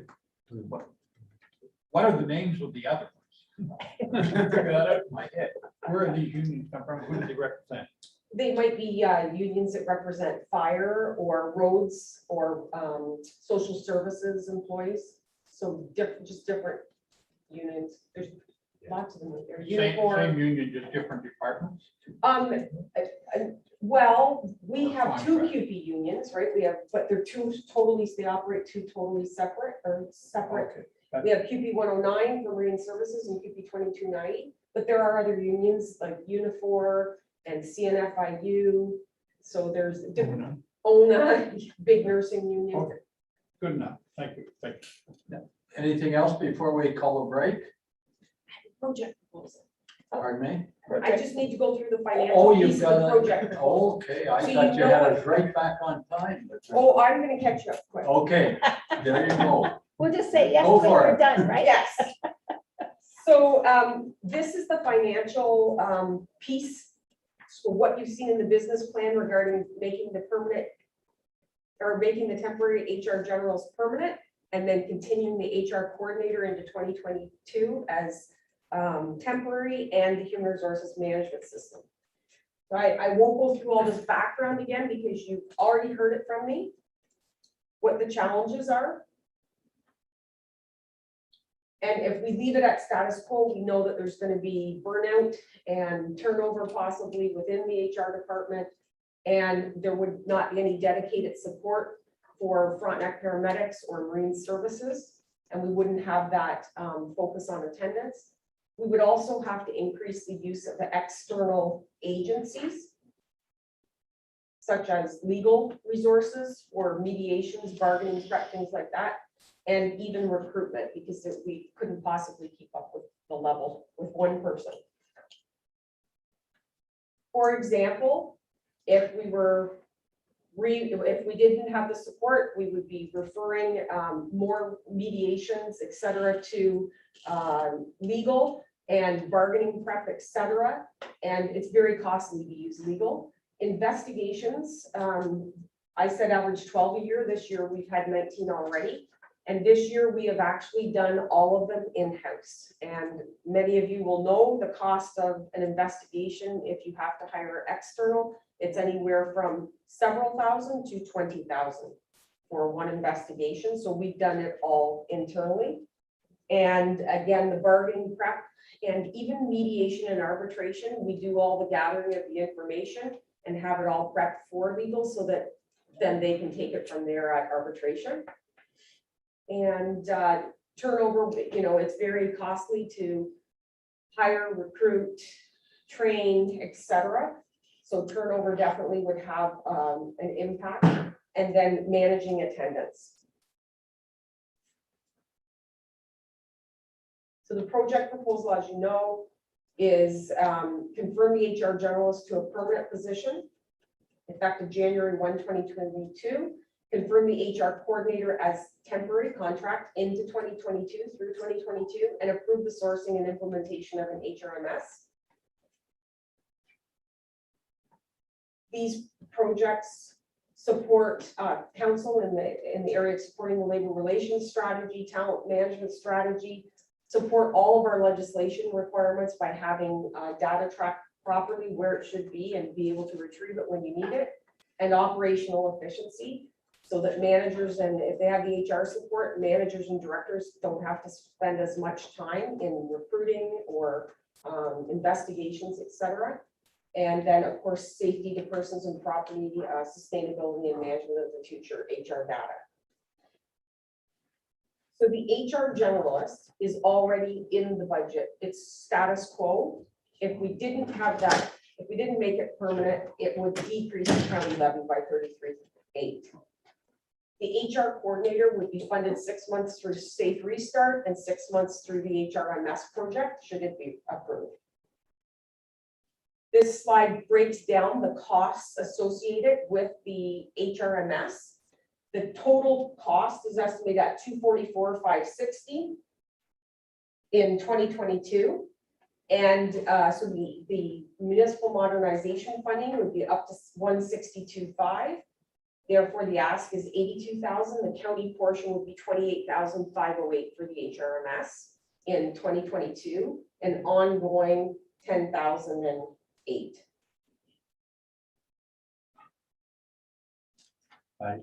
I have a question. Is this pending if we get the modernization funding? So we've been approved for it. We're approved? We're approved. We have to implement by September 2022. So it's a tight schedule. And this also includes that HR coordinator for 6 months and an IS resource as well for 6 months at approximately $35,000. Make sure that we can get it implemented on time. Councilor Higgins? Yeah, Barb, you mentioned we're transitioning current staff into full-time positions and no cost, but there has to be a cost related to vacation, benefits, that kind of thing.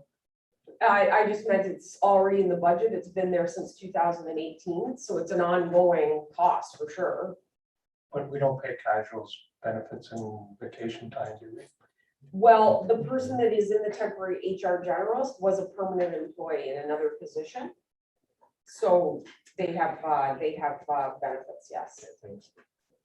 The coordinator does not. The coordinator has pay in lieu of benefits. Any other questions? I don't see any. Well, thanks very much. Very good presentation. Thank you very much. We'll take a 15-minute break. 14. 14 now, we're. So Dennis, do we want to decide what we're doing before we moving this forward? Oh, well, There's a resolution. I'm taking notes. Oh. So if I hear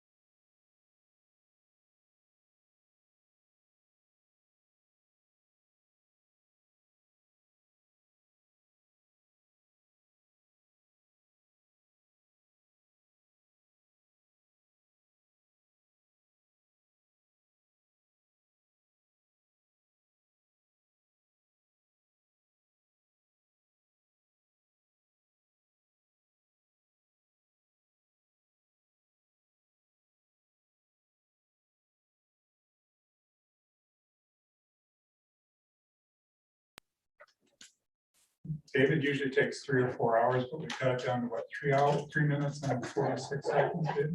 Shave a few seconds off. He did put the suit on. I said I didn't know him.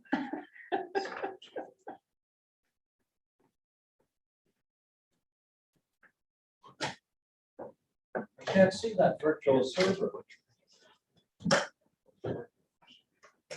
Go ahead. Yeah, you've got the floor, Dave. Well, thank you, Deputy Warden Council, for allowing me to present the 2022-2026 Frontenac Municipal Information Services Business Plan. Some of our accomplishments in 2021 include virtual server environment refresh for the County of Frontenac, townships, and the Conservation Authority. Our Office 365 migration for 3 of our 4 townships and the county.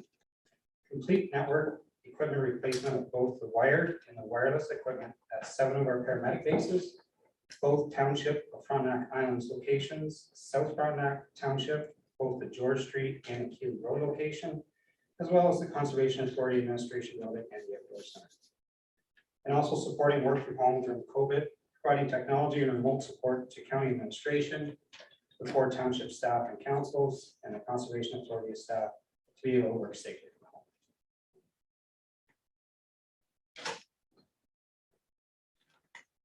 As expected, we saw an increased workload in 2020, which illustrated. Sheriff's. Sorry.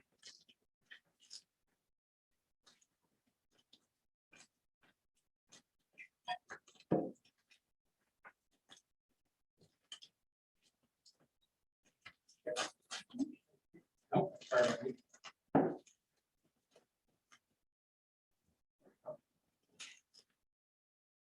Thank you. Angie, can you put people on top of the far thing to make it smaller? When, you know what I mean? The one at the top, Oh, that's better. it will just show the person talking, oh, or move it. There's the other. Where there's a will, That's there's a way. easier. That's easier than explaining it. Thank you to our production department for those edits. As expected, we saw an increased workload in 2020, which is illustrated in this graph. The FMIS group completed 7,271 service requests, which is up significantly from 2019, in which we were actually beginning to see a slight decline from previous years. As you can see in this chart, we absorbed a 128% increase in service requests from the previous year. Interestingly enough, in the first 4 years of the FMIS group, 2016 to 2019, we averaged just over 4,200 service requests per year. And in 2020, we completed 7,271 service requests, which is approximately 7,000 requests over the year.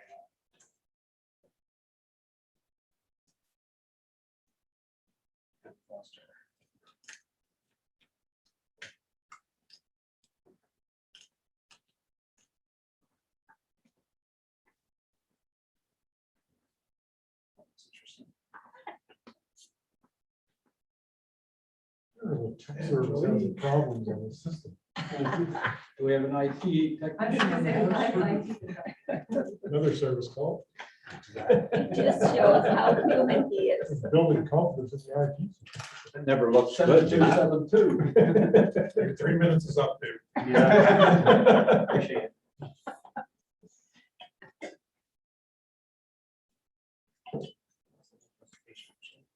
It's like Zoom is gone. You need to call somebody from upstairs. Any questions while we're getting the presentation back up? I got a question. Yeah, Jerry, go ahead. My question is, that increase in the number of service calls, is that because of the number of people we have working at home during the pandemic? Significant, yes. That's the reason for it? Significant numbers. Because I know there's a lot of confusion with people when they went home with their computers. That's the reason I asked.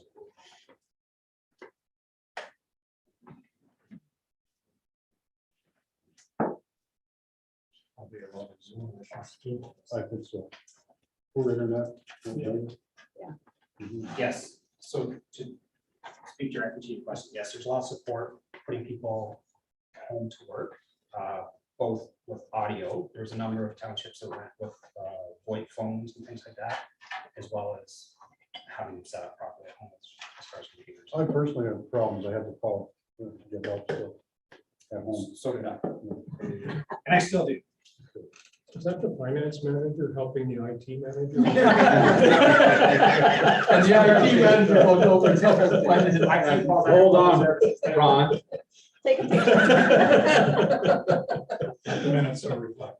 He's also my boss, so when he steps in, I just step out. That's wise.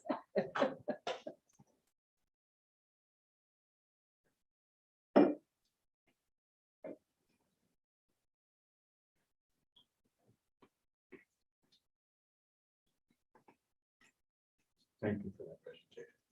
Questions? Well, that's the way to make presentation. What was that red line? There we go. Whoa. Hey, wait, there we go.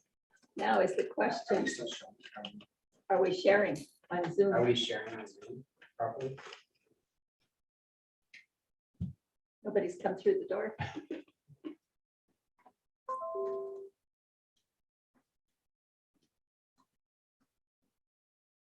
Are we sharing or no?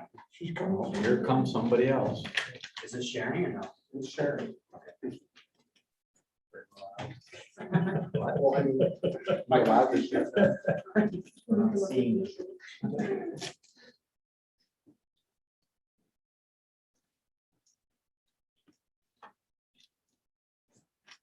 I'll share my paper copy. He prints it. One page at a time. There's a lot to be said for paper. You want me to hold my paper copies up?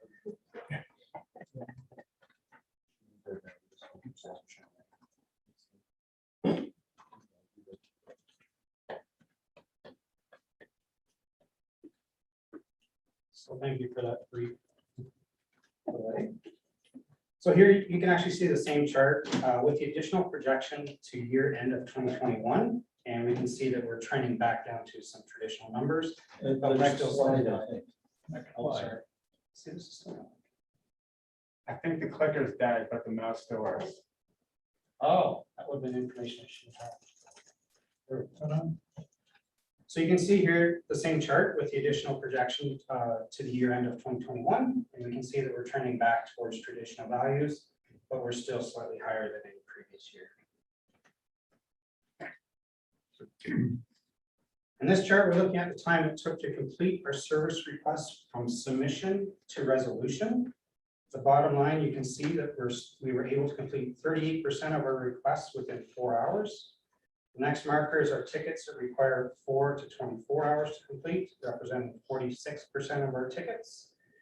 Then the top 3 markers are 24 to 48 hours, 48 to 120 hours, and finally anything greater than 120 hours to complete, collectively accounting for 16% of our service requests.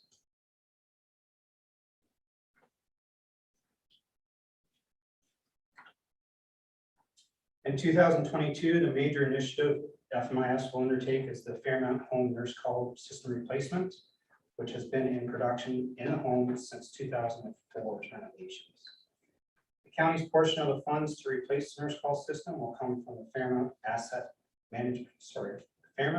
Replacement Reserve. And the system is a legislative requirement from the Ministry of Health and Long-Term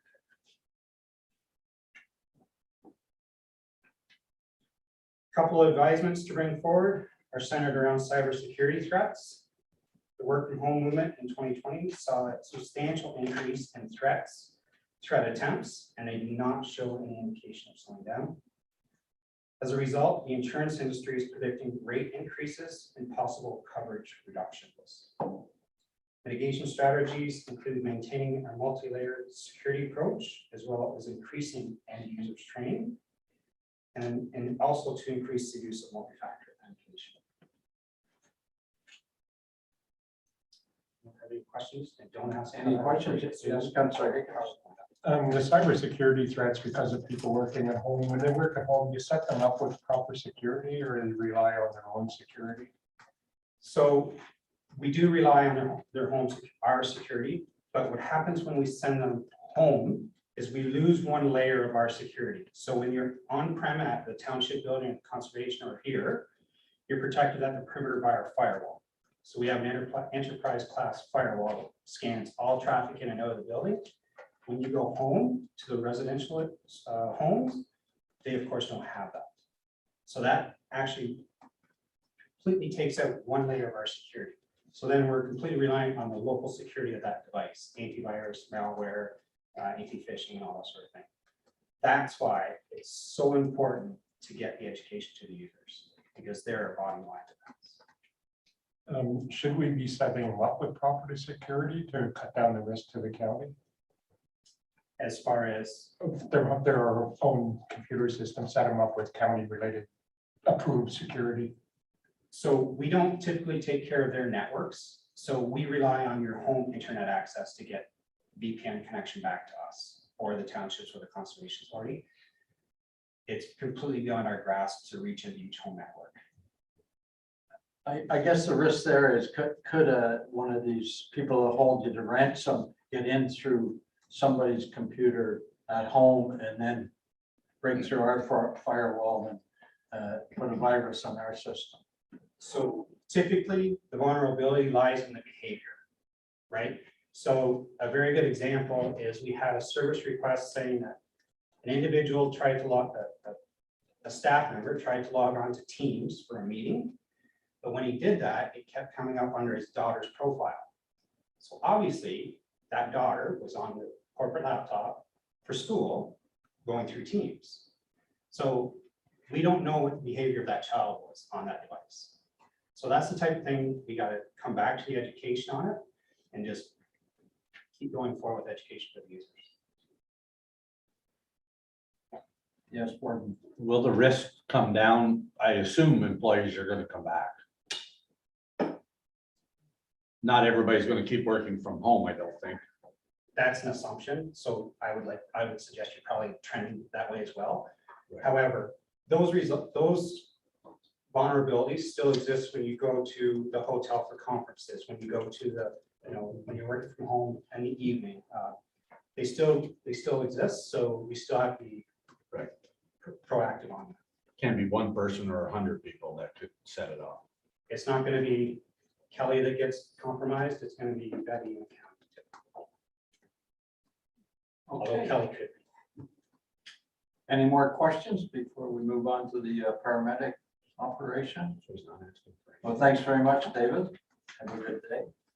I would like to compliment, because I don't think IT has ever asked for anything every year, have they?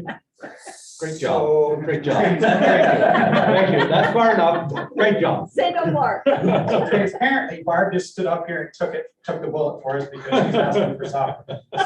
Project softwares are always delivered by the departmental. Okay. Right? So whether it's the paramedic service or paramedic home or If they're asking for those programs. it it's has a to be tool for them. implemented, right?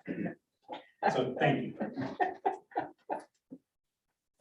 You owe Barb a lunch.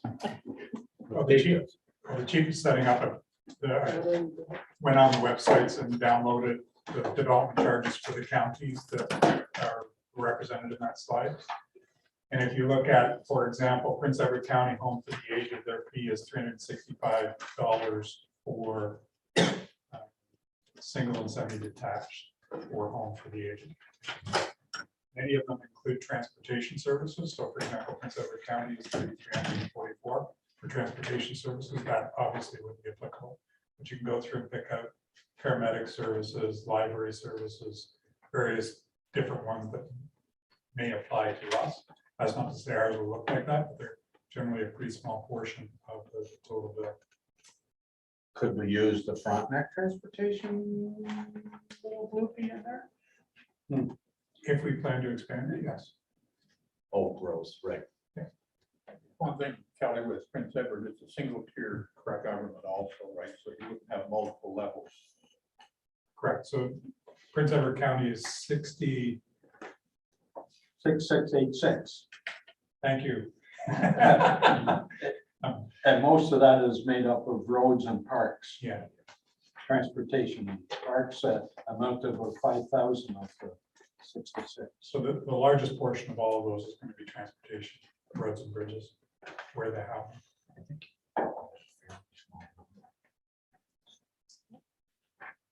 Chief Chevalier, you got the floor.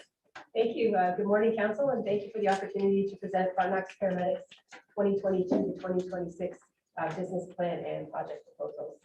I just want to mention that this is an award-winning photo that we have here on our presentation. This photo was taken by our communications officer, Matt Mills, and it won an award at the Paramedic Chiefs of Canada photo contest under the category of teamwork. And it's a photo that was taken during a training exercise on Wolf Island with our paramedics and the Wolf Island first response. So just as a quick overview, Frontenac Paramedics covers a very large area with more than 164,000 residents. We deploy from 7 stations. We have 12 ambulances at peak, and we have 86 full-time paramedics working in our operations, both ACP and PCP. We respond to more than 23,000 emergency calls in 2020, and 87% of these were in the city of Kingston, and 53% of those calls were for seniors 60 and older. This year has seen a big expansion in our community paramedicine program. We started a number of years ago with our wellness clinics on Wolf Island, which then expanded to the rest of the county. We've had our CPX clinic program where we deliver wellness clinics in subsidized housing buildings in the city of Kingston to try and decrease 911 calls there. We were the first paramedic service in Ontario to have community paramedics working at the consumption and treatment site. We've played a huge role in COVID-19 response. And we have some newly funded programs, the high intensity support at home and the community paramedicine and long-term care programs. So we have 4 full-time community paramedics working in these programs now. For business plan changes, we're going to continue the implementation of the recommendations from the 10-year paramedic human resources and facilities master plan. So we'll be looking for additional paramedic resources in 2023 and 2026. We're hoping to begin our new station build as we've been discussing with council in 2022 and pursuing a co-location with Kingston Fire and Rescue at Division and Elliott for discussions in 2023. You'll see a project proposal later for master plan budgeting as council had requested. We're looking at a way to smooth out the budget increases over a number of years rather than seeing spikes in each individual year when we add resources. So this will cover things as our new station, the Division and Elliott, and the paramedic resources.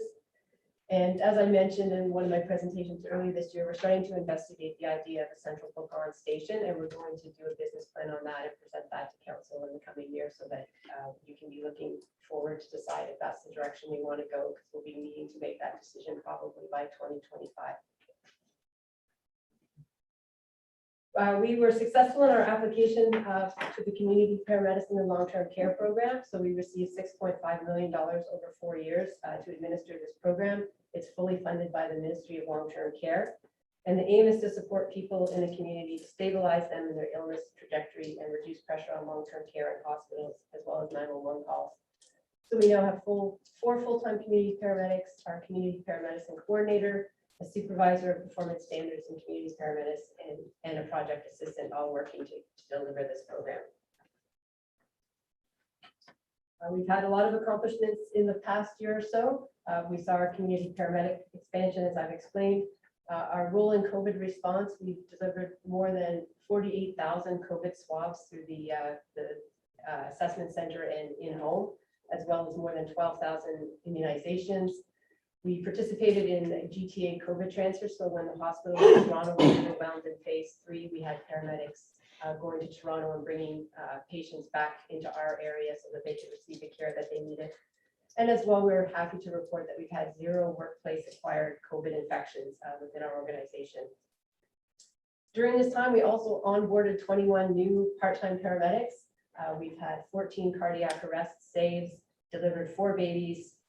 This fall, we were finally able to get our autonomous IV training up and running after working very hard with RPDO over the last year to redevelop their program.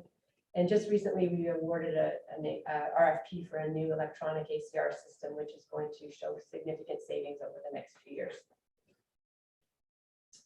A couple of performance indicators that are related to budget. So our legislative response time standard, as I reported, we did not meet our CTAS 1 to respond in 8 minutes or less 70% of the time. We achieved 69.1. And when we're looking at our UHU with a goal of maintaining it at less than 0.35, for the cities and the stations in the city, we're at now for 2020 0.44, and if we add in Sydenham 0.41. We did add a resource this year with the hopes that this would decrease, but sitting at the end of September, we were actually at 0.52 for 1, 2, 3, and 7, at 0.55 for the city. So what that means is that more than 50% of the time, there's not an ambulance available to respond because they are already out on the call.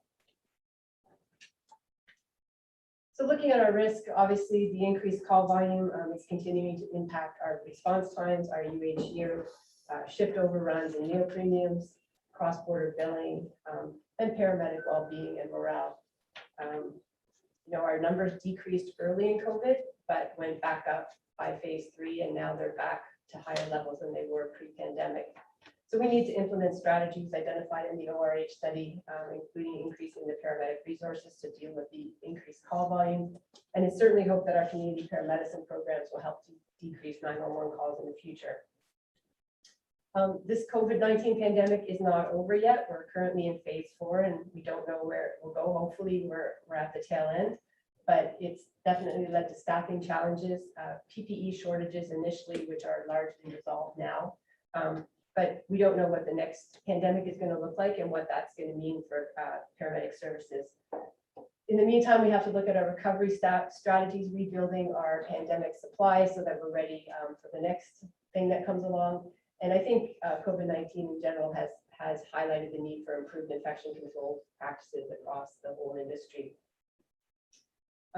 In terms of paramedic facilities, we may be looking at the need for a training facility depending on how the renovation here at this building unfolds. As well, we have a paramedic station now with 2 vehicles that sit outside permanently. We have the separation of our logistics and operations department in one place and performance standards and myself in another, which is less than ideal. And the 2020 building assessment showed that there are some significant repairs that our buildings are going to need over the coming years. So we need to investigate grants and opportunities to build and lease with partners, for example, looking at the co-locations with the city of Kingston. We have a question here, Gail. Mr. Warden, you've got the floor. Does these projections, do we still need division in Elliott if the building at county? We're certainly going to have to look at our numbers based on the ORH recommendations. That would still be a desired location. And again, that will partially depend on where we decide to go with central book-on location. If we're looking at a central book-on and satellite stations, that's probably a really good location for something like that. And if we're looking forward to that, we might be looking at getting rid of Palace Road. So if we had got rid of Palace Road, absolutely division in Elliott would be essential. So those are some of the decisions that will have to be made as we move forward.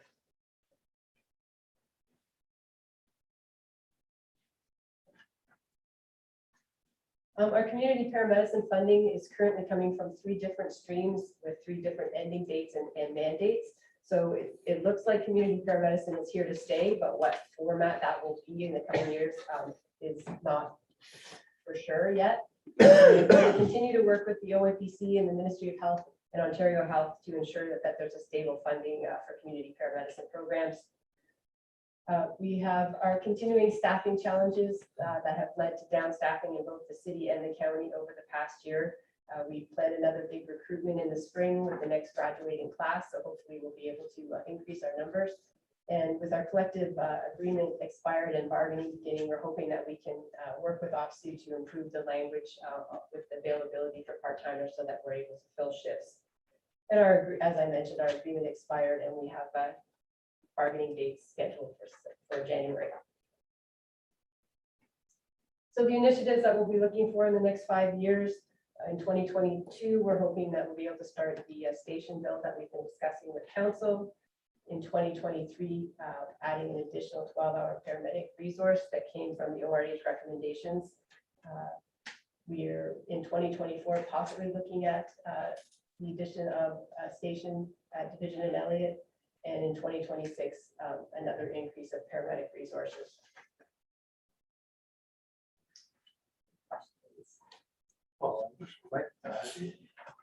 Yes, Councillor, please. I have a few questions. The first one is, for the new hires coming up in 2023 and 2026, do we know how many new hires that is? And is it possible to smooth out the increase in the levy by setting up a reserve to address that issue? So for every 12-hour shift, it takes 8 paramedics to fill that on a 24/7 basis. So we generally hire full-time from our part-time complement, and we replace the part-timers. And the project proposal that we're going to go into shortly deals with it, smoothing that out over a number of years rather than individually. What do you mean in here? It says downsizing of staff vehicles. What does that mean?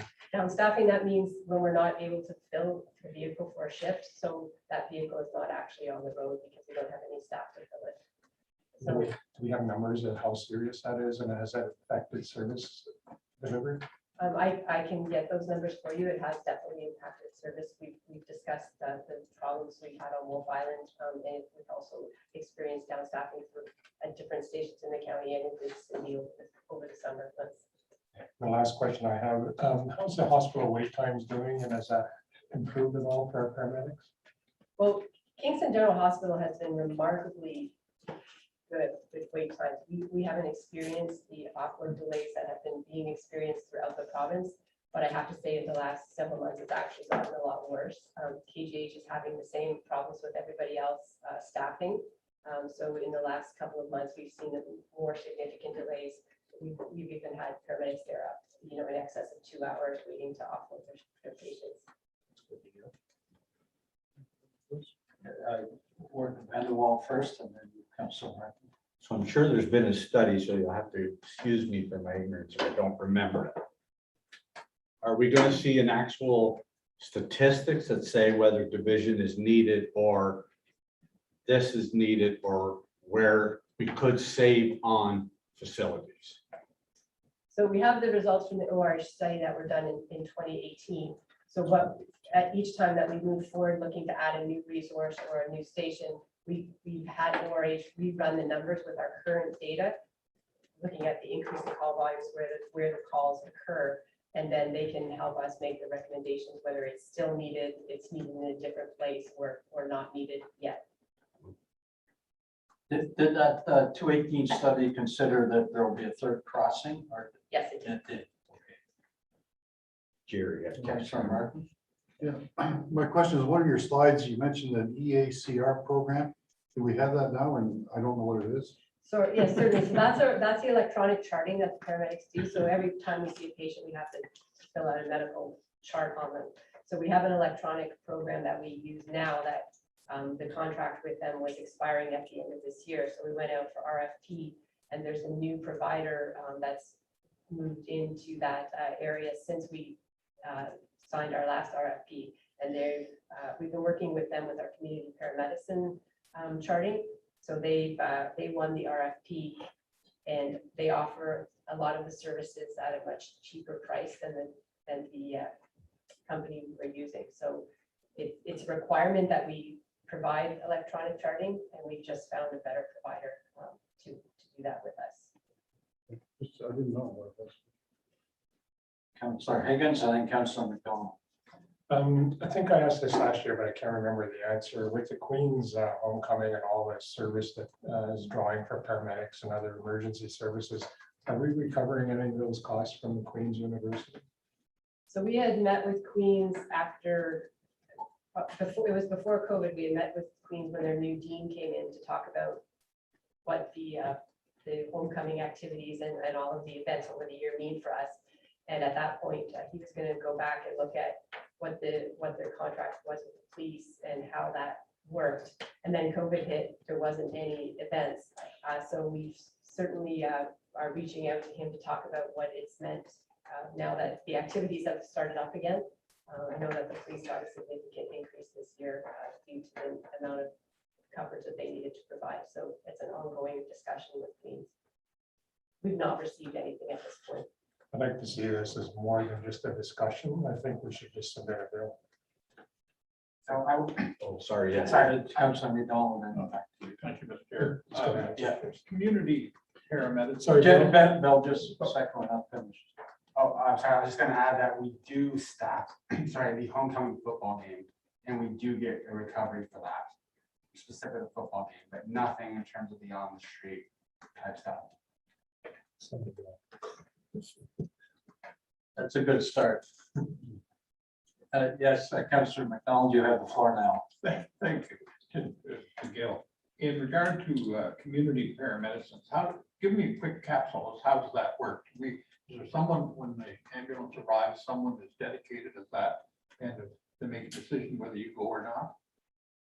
I know the community paramedicine program is completely separate from the emergency response. So the small connection is if paramedics identify when they're doing an emergency response that a person could probably benefit from having home care or a community paramedicine type program, they can make a referral to the LIN, and or what used to be the LIN, is sort of in a transition between the LIN and Ontario Health. So the way that we get most of our referrals for community paramedicine are from Ontario Health or the LIN, the local, they refer patients that they think would benefit from community paramedics, seeing them in their homes. So the community paramedics, it's separate. They have vehicles, but not with emergency response. And they have appointments set and they go out and see these patients. They do a number of different things. They can do, testing for urinary tract infections. They do blood pressure and all of those things, working in conjunction with the family physicians, so that they're providing the care that these people need, and letting them stay at home and not need to go to the hospital. Okay, thank you. Warden Vanderwall. Just a comment on homecoming. I was told that the difference this year is Queens called the police way more than they called paramedic. Paramedic was, if it was a real emergency, but it was a lot different than other homecomings for paramedic use. They relied way more on police. We certainly had an increase in calls, but not to the extent that we've had in the past. They sort of shut things down quickly and were preventing some of the trauma calls and et cetera that we had in the past. We still had a fair number of intoxicated individuals that were transported. Let's got them off the roofs before they fell off. Yeah, Councilor Bell. Thank you, Deputy Warden, through you to the chief. So I know community paramedicine is relatively new, but while there may not be tremendous statistics available now, are you having anecdotal evidence that it's having an impact on calls that they might otherwise be getting as 911 calls? Absolutely, we've seen a large number of examples of that. One of the ones that seems unusual is just a urinary tract infection. So urinary tract infections are common in the elderly. I think Bill Clinton was in the hospital just recently because he became septic from a urinary tract infection. And once we've had a number of calls where the patient becomes symptomatic, they call their family physician. The family physician calls community paramedics to go out, do the urinary test, and if they get on antibiotics and do well, as opposed to waiting until they're sick and end up in hospital. And that's just one example. We have a number of individuals that are being seen on a regular basis, and because the community paramedics are in frequent contact with them, keeping track of their blood pressure, making sure that they're taking their pills, we're keeping them well and keeping them from needing 911. So across the province, it's being seen, which is why there's a lot of work being done to provide funding across the province so that every municipality is funded to have community paramedicine programs, because it's showing to be making a difference. Thank you. Yes, Councilor Smith. Just a question on how many people could they see in a week? It's a pretty big area to spread around. A very good question. I wish Mark was here. So we have 4 community paramedics. So we now have coverage 7 days a week. So I think, it would depend on the area. If one of the community paramedics is going up into the north, they might only be able to see 2 or 3 patients in a day. Someone who's staying in the city could see 8 or 10 patients in a day. It also depends, much like the family doctor, how depending on how complicated your problem is, they're there for 5 minutes or they're there for an hour and a half. I can get you a number though of what average we've been seeing, and I'll get that for you later on today. Yeah, I was just curious as to anything could see. Question. Yes, Councilor Martin. It's sort of related. The people in our area use a health unit in a different county. Will they be, these people, even though they live in Frontenac County, but use a health unit in a different county, would they be captured under this paramedic system, like home care sort of thing, like this? Were they lost to? No, we've done a lot of work. We've actually had a number of cases where we've worked with the surrounding paramedic services. For example, if there's someone who sees a physician in Lennox and Addington, but actually lives in the county of Frontenac, then they refer the patient over to us and we see the patient. It's one of the reasons it's so important to be able to get funding across the board so that every municipality is able to provide community paramedicine. But if somebody needs the service and they're connected with Ontario Health, then we'll be able to get someone to them, whether it's one of our community paramedics or one of the surrounding. So there is a referral. Yes. Okay, thank you. Councilor Higgs. Yes, this home care, has it reduced the number of emergency trips to the hospital? Then is there a savings to paramedics? So we believe that it's starting to decrease the number of 911 calls. That's certainly the goal of it. And it's relatively new, so we're going to have to look at statistics over time, but the goal is to decrease the need to go 911 or to the hospital, which are also overwhelmed.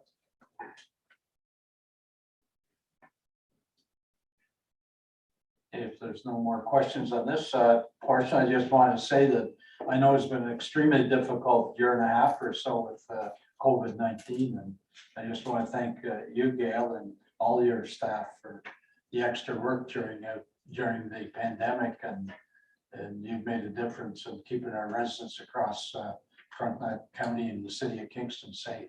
Thank you. Well, thank you for saying that. And I mean, the paramedics have done an amazing job. If you look at how everybody has had to deal with the stresses over the last 18 months at home, and then they have the additional stress for the job that they're doing out in the community. They've done amazing work, but they're tired, and we're really hoping that this starts to wind down because we're definitely seeing it impacting the wellness of our paramedics. Thank you for. Yes, and I don't know if all council knows, but the paramedics have been out to help out with a lot of the vaccination clinics and even going to houses to give them on site. So And the parking lots and the cold and the parking rain. lot, and- yeah, so very impressive. And again, thank you. They've definitely stepped up. Yes, and they're continuing to step up with the influenza. Yes, now we're starting vaccinations as well. influenza in addition to this. I know last year they were predicting influenza and COVID as a bad combination, and influenza kind of didn't unfold, but I think this year it's going to.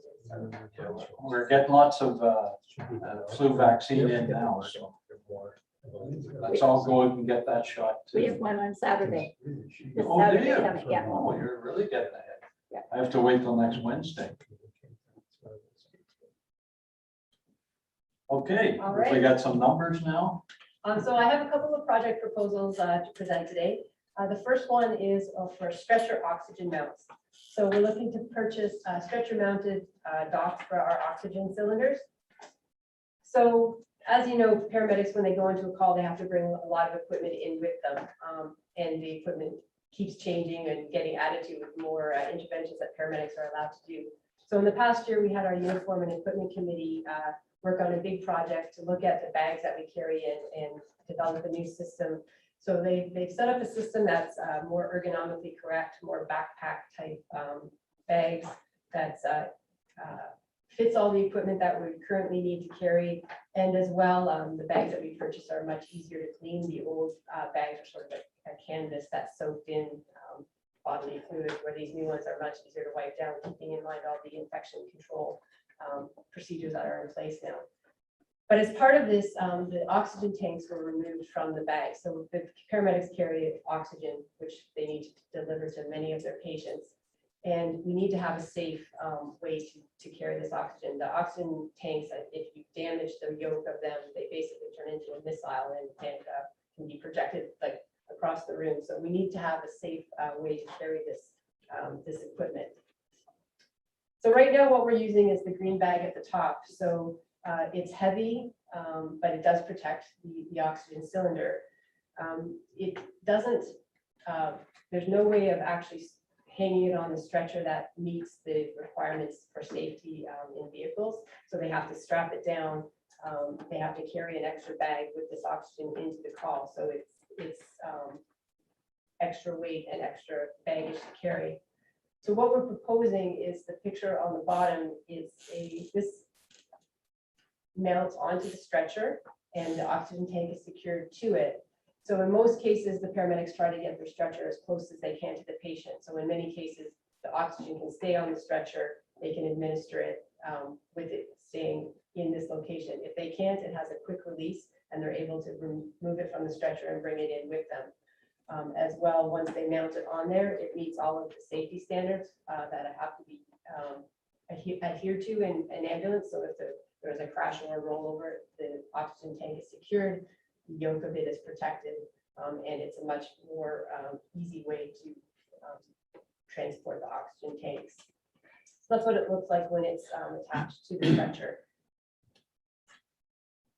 So this is the only dock that meets the Ontario ambulance standards for these types of equipment.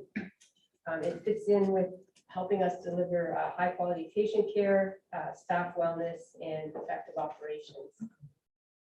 The cost of these is $2,100 per unit, so we would need 25 of them to outfit each stretcher for a total of $52,500, and this would be coming from the municipal levy. Any questions on that? Yes, Warden Bendwell. Would this not just come out of equipment reserve? Like, why wouldn't this stuff come out of equipment reserve? I don't get this. So for the reserve, as for replacement equipment, this is brand new.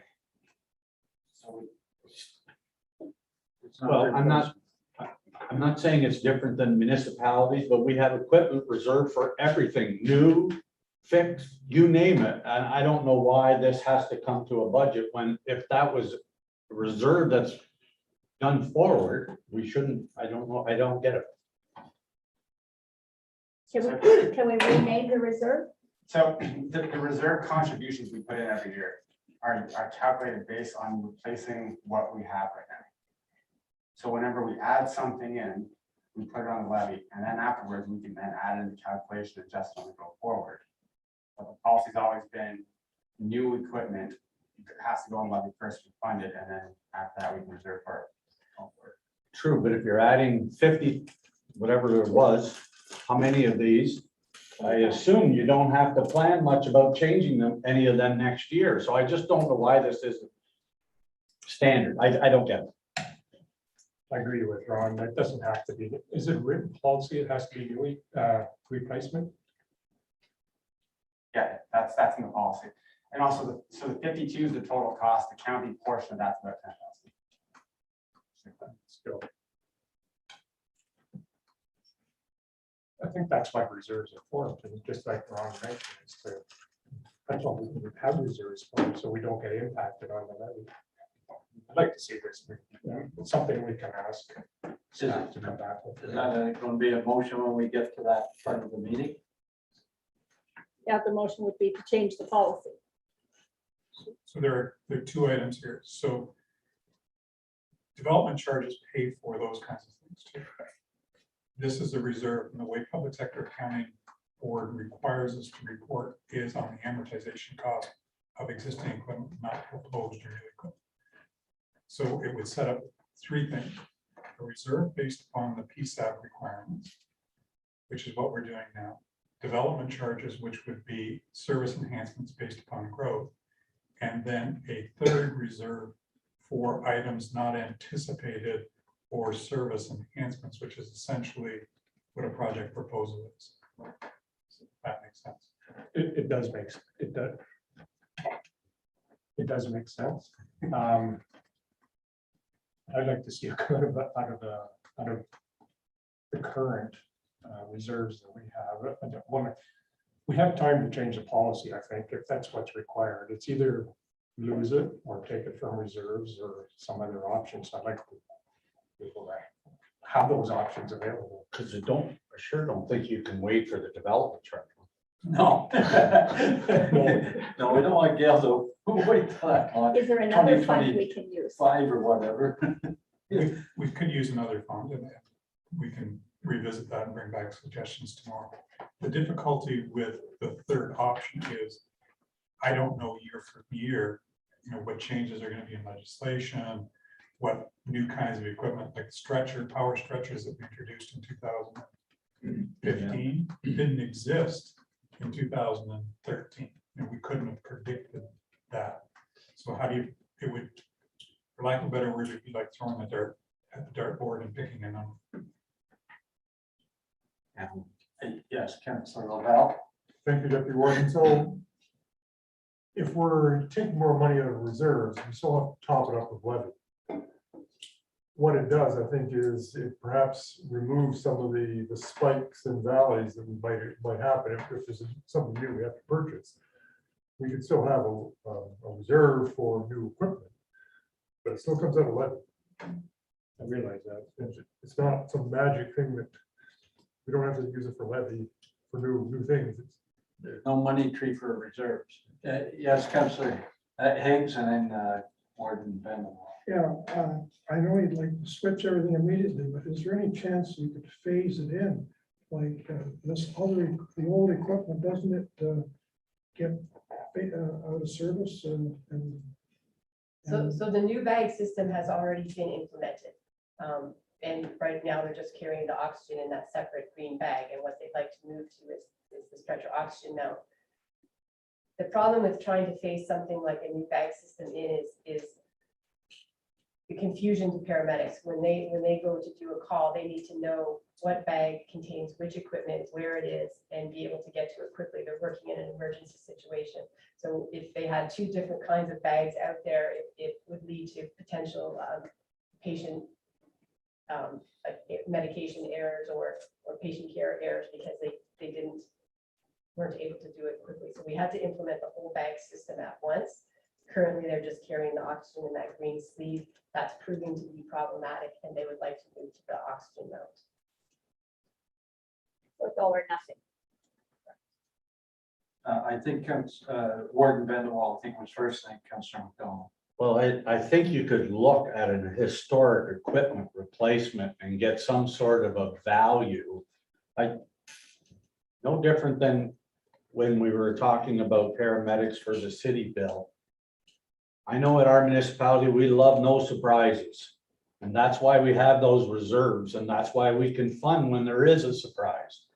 So I don't know, I think that historically you could look at to say, well, what's the average every year of a request like this or something? And you could cap that reserve that if it didn't get used, which I would be shocked, but that if it gets to this level, well, then we don't contribute to it or whatever. But it just takes not all of them, but a lot of the bumps out. Maybe the easiest thing to do is let's view the next project proposal, which is recommending 0.65 over the next number of years to implement that. And it can go to 0.7 or 0.75 to cover all of that. Right. That's still better than surprises. Correct. Councilor McDonald. Yes, if I'm correct here, what we're talking about, we've probably already used up the amount that we would have spent on this, it's about $10,000, if I read it right, for the county. But I have a question of legitimate is that how long would it take once we get these, to get them installed, to get them into use, and how long is the life expectancy of these facilities? Thank you. So the manufacturer's recommendation is 10 years. Or that. What, get it installed or? No, we can get them right away, so we can have them implemented within the next couple of months, and the replacement schedule will be over 10 years. Okay. Any more questions? It looks like, is that the last presentation? No, I have one more. Oh, you have one more. Okay, I thought we were gonna go for lunch early, but we still got lots of I'll still time. try to get you out to lunch on time. So the next presentation is for a 10-year paramedic master plan budgeting. So this is basically what we've been been talking about for the last little bit. So we want to implement a plan to even out the budget increases anticipated to incorporate the ORH 10-year Human Resources and Facilities Master Plan recommendations. So you'll recall back in 2019, ORH made short, medium, and long-term recommendations for staffing and facilities resources, and councils expressed the desire to spread these increases more evenly across multiple budget years to avoid large impacts on a single year's budget. So you've seen this a few times. This was the recommendations. We've completed the short-term recommendations. In the medium term, we're looking to add a station and more paramedic resources, and then in the long term, potentially another station, possibly relocating our station at Highway 15 and adding some more resources in Robertsville. This is part of Frontenac's strategic plan to continue to deliver high-quality patient care, staff unity and wellness, and effective operations, as well as implementing our strategic plan, improving customer services, and maintaining strong infrastructure. So at this point, I'm going to invite the treasurer, Alex, who's going to explain the numbers piece of this. Thanks, Chief. All right, so in terms of assumptions to how we got to this, so we took a look at the cost inflation, both on the labor and equipment vehicle side, and used the last 5 years as an average. Also, anything that's a new build would be financed 100% through borrowing. So use a rate of 3.5%, assume borrowing over 20 years. So any cost in here would be the cost of financing to build a new basis. And also the cost of growth is limited to adding the resources to cover demand. So we'd be including new crews, vehicles, and bases. So basically things that say call volume goes up to 3%. If you do say 10 crews, maybe 11, but at a certain point, you got to bump up. The things that were excluded were more the steady ones. So your fuel, your operating supplies, that's excluded from this calculation. Also excluded would be additional capital for service level changes. For example, the stretcher mounts, stuff like that would not be included in here. All right, so as discussed earlier, there's nothing new for 2022, but in 2023, in line with the ORH recommendations, plan to add a new 12-hour crew. We'd also be looking at adding a base. With that would come with base operating costs and vehicle operating costs, and as well, we need a new vehicle. Bring it back full service and development charges. If a development charge had been in place previously, we could have looked at deferring this cost for both the base and the vehicle through development charges. 90% of those can be covered. But as it is, we won't have that in place by now, so it will be on the levy, whether it's 2022 or 2023 with these proposals. Council's examples here. Next slide. 2024, no further changes. And in 2025, I would be considering relocating logistics, operations, and training to a new station build. From that, we'll be removing the existing rent for a logistics base. And as well, Division and Elliott would be planning to be on board based on the ORH study, so we'll be adding that as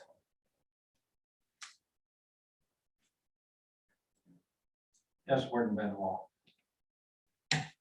Right now, we get paid for rental, don't we? And if we move that into something we own, we don't. So we will be able to claim the depreciation on that. 601 half doesn't matter. It just take a different amount of time to cover that. And then in 2026, again, looking to add a new crew, and with that, there would be a new vehicle purchase and new vehicle operating costs. Okay, price went up. Yeah, go ahead, Councilor Higgins. Gail, just, we talked about refurbishing vehicles. I don't see anything in this year or future years for refurbishing vehicles like we did a couple of years ago. So we continue with our remount program that we presented to council a number of years ago. So for example, this year we received, I think it was 1 new and 1 remounted vehicle, and next year we're getting 1 new and 2 remounted. So we're continuing with the remounting program. It's hard to say whether it's going to show continued savings or not. We're certainly having trouble getting chassis at the moment. And so if at some point we have to change chassis, then the remount program doesn't work anymore. But we are continuing with that program. Thank you. There's no budget impact, I guess is my question. It's Right, already it's just been if we're, once we add in a certain number of new resources, we need an additional truck in order to have enough vehicles in the fleet to, you know, to outfit everyone and still have spares for maintenance or.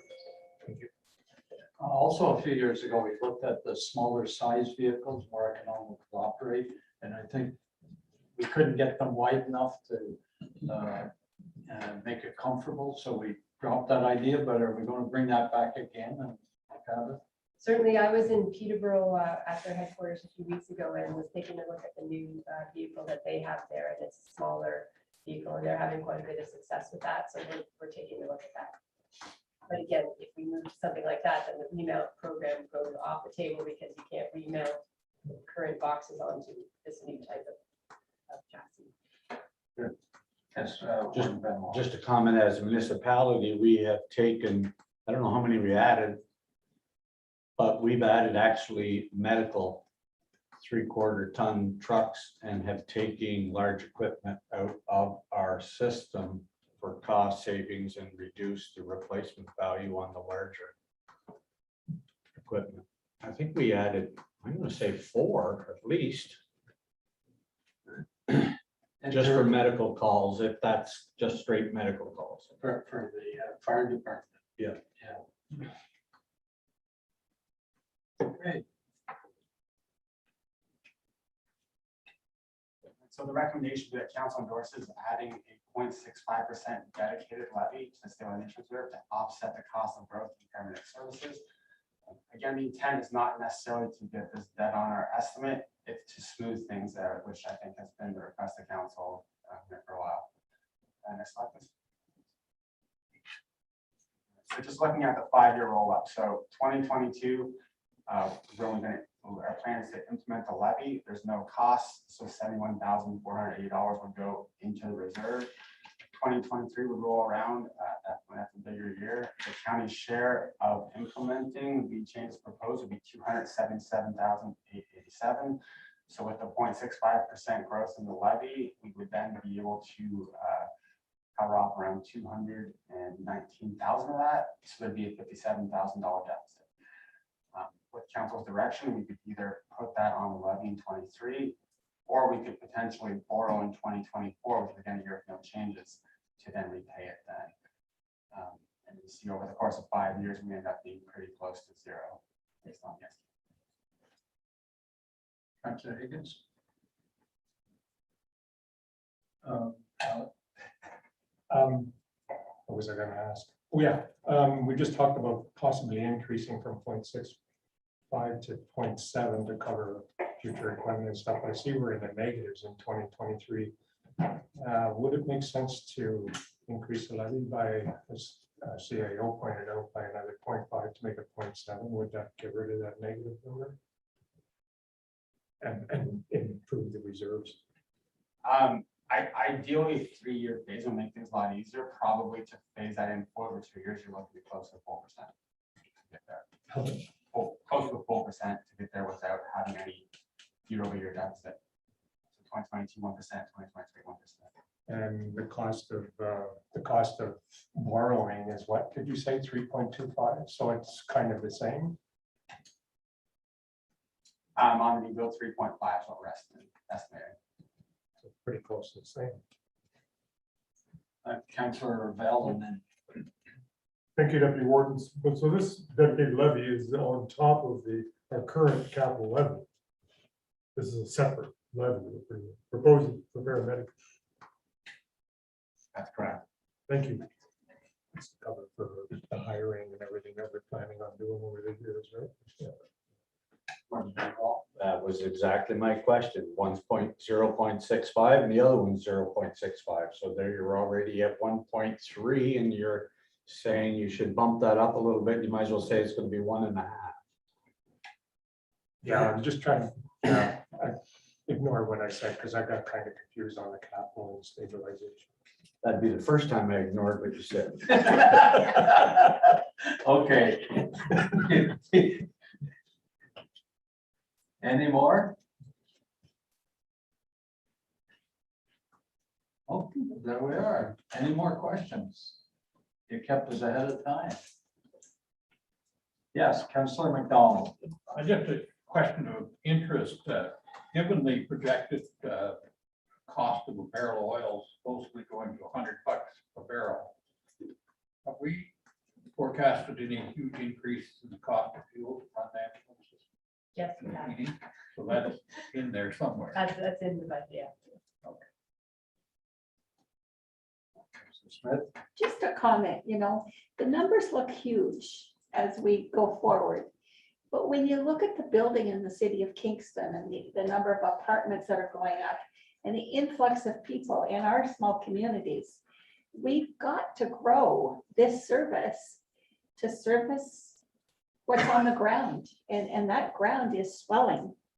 So we all sort of gasp, but it's good. It's just the cost of doing business.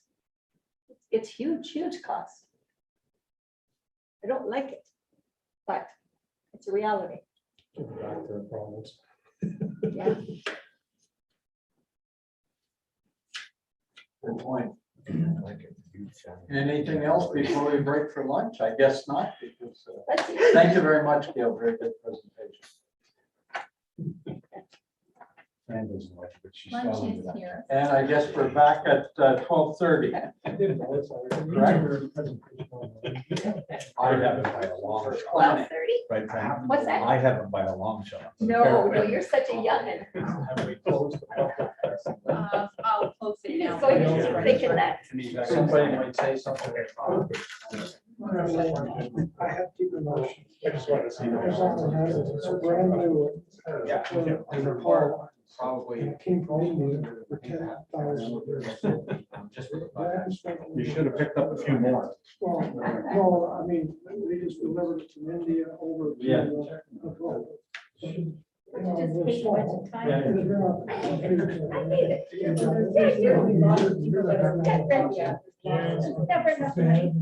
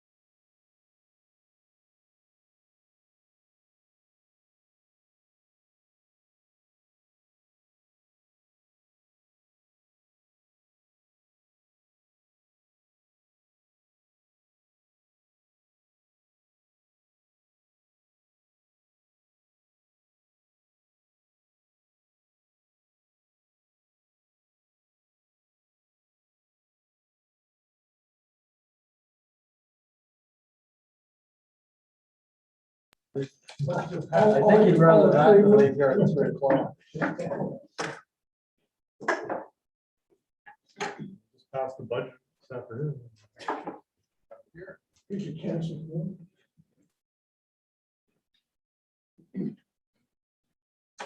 And we're just getting set up. And Joe Galvin's gonna go over planning.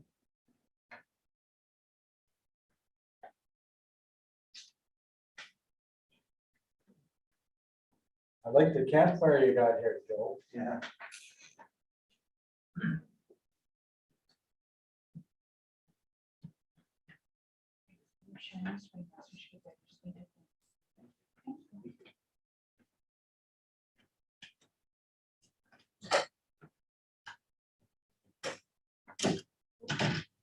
You have the floor, sir.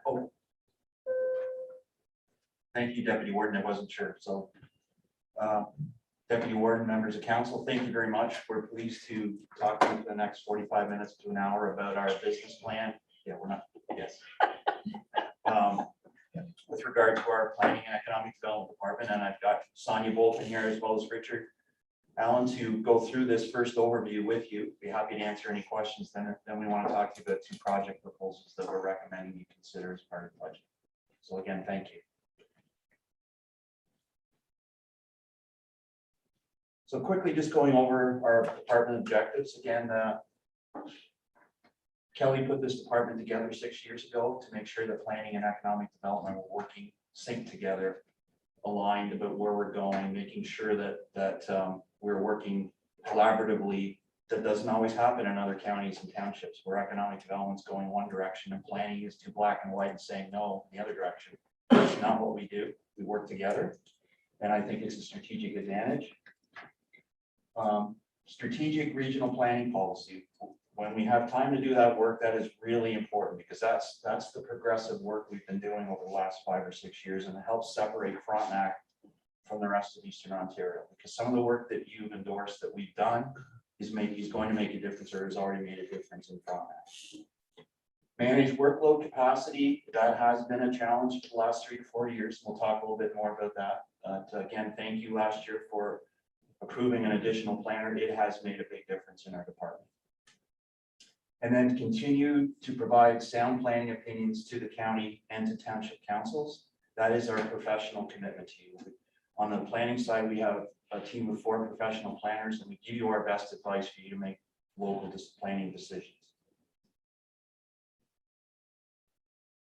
Just continuing, so the brand ambassador program has been absolutely a success. We have almost 200 brand ambassadors now, and shout out to Alison Vanderwell, who we're going to miss a lot, but she had a lot to do with that, along with Richard. Promote Frontenac region as a destination and also attract new businesses and residents to the region.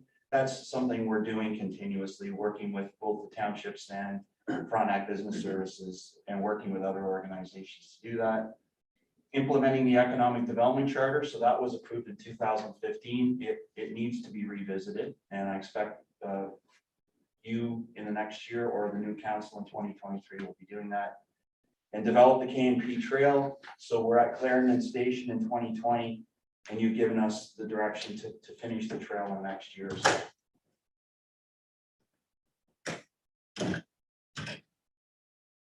So again, good planning equals strong economic development and vice versa. We continue to look at a better way of going through the planning process, and we work with South Frontenac as well. We keep up to date with their team. Sonia will be going out to talk to the 3 township councilors that we work for in the next year with your staff to look at improving that even more. Updated regional planning policy. So in the last year, Central Frontenac official plan is now in place, up to date with provincial planning standards, the county planning, and it's a plan that was done by the community, which I think is the most important thing. Communal services work, we continue to work on that. Kelly and I were in front of North Frontenac Council on Friday, and they gave their endorsement to go to the next step. That could be a game changer for us. Again, nobody else in Ontario is looking at having a utility to manage community services, and that will get us over the stumbling block and make a big difference over the next 25 years. And then the Marysville secondary plan, I'm hoping to go to township council in November, but that will be implemented next year. Planning staff retention, it's always good to try to keep our team together because you build that knowledge up on the ground over the years and the experience. And again, working with township staff and councils and building that relationship. So that's an important part of what we're trying to do. Business retention and expansion, that's obviously something very important. And good planning and strong economic development will lead to better assessment growth. And working towards a thriving visitor economy. So my message to you today is we continue to get our house in order over the last 5 years. And I think we're continuing to evolve and get Frontenac into a better situation to either both come and live or invest in. Of course, we are guided in part by council's strategic plan, and I highlighted the one section up there about building community vitality and resilience.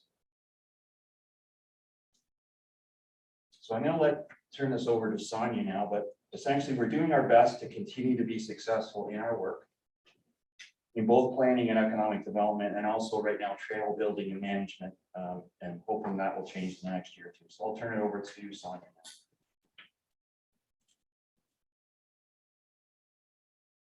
Thank you, Joe. Good afternoon, everybody.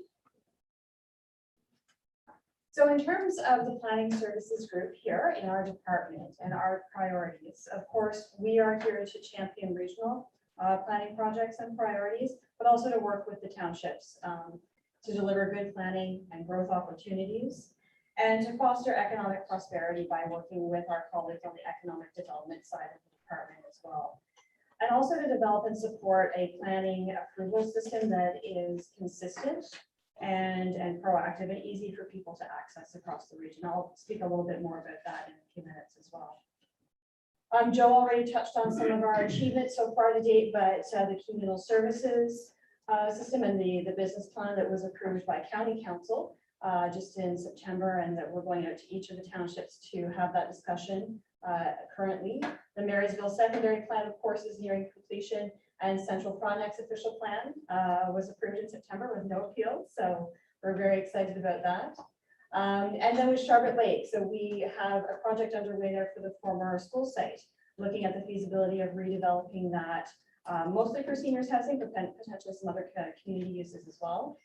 So that study is just getting underway. The township has hired a Frontenac planning services along with an engineering firm to do that work. So we're hoping by the first part of the new year to have a report on what development on that site could look like using communal services, because we think that with communal services, you can certainly increase in much greater density, which is financially better for the site, but it's also better for the village as well, because it's even more people that can live and walk to all of the businesses that are there in the village. And then there's also the high volume of planning applications, which I will expand on shortly as well.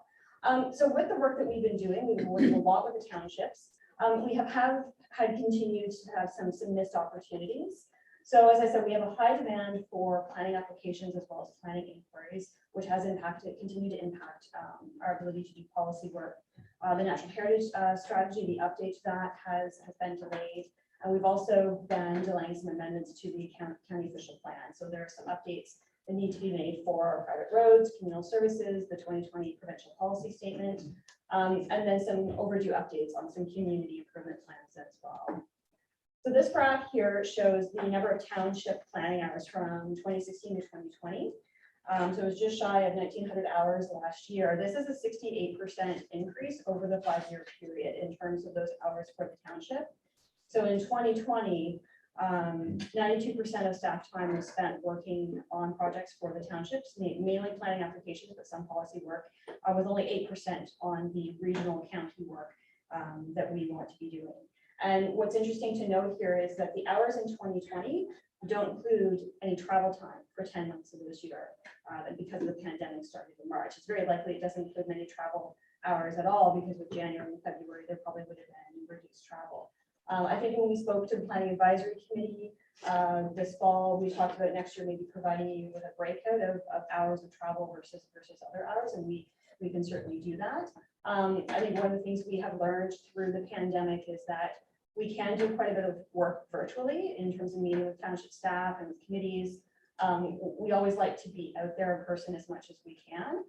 So we are out back going to the township offices, and we're going to continue to do that, but I think we'll see an opportunity for maybe some hybrid meetings. When maybe not all 3 planners need to be there, maybe it's just 1 and 2 join virtually. So we're looking at some efficiencies there as well in terms of our hours. But it's important to note that for 2020, those hours include virtually, well, very little travel. These are the township application numbers that have happened over the course of the same 5-year period.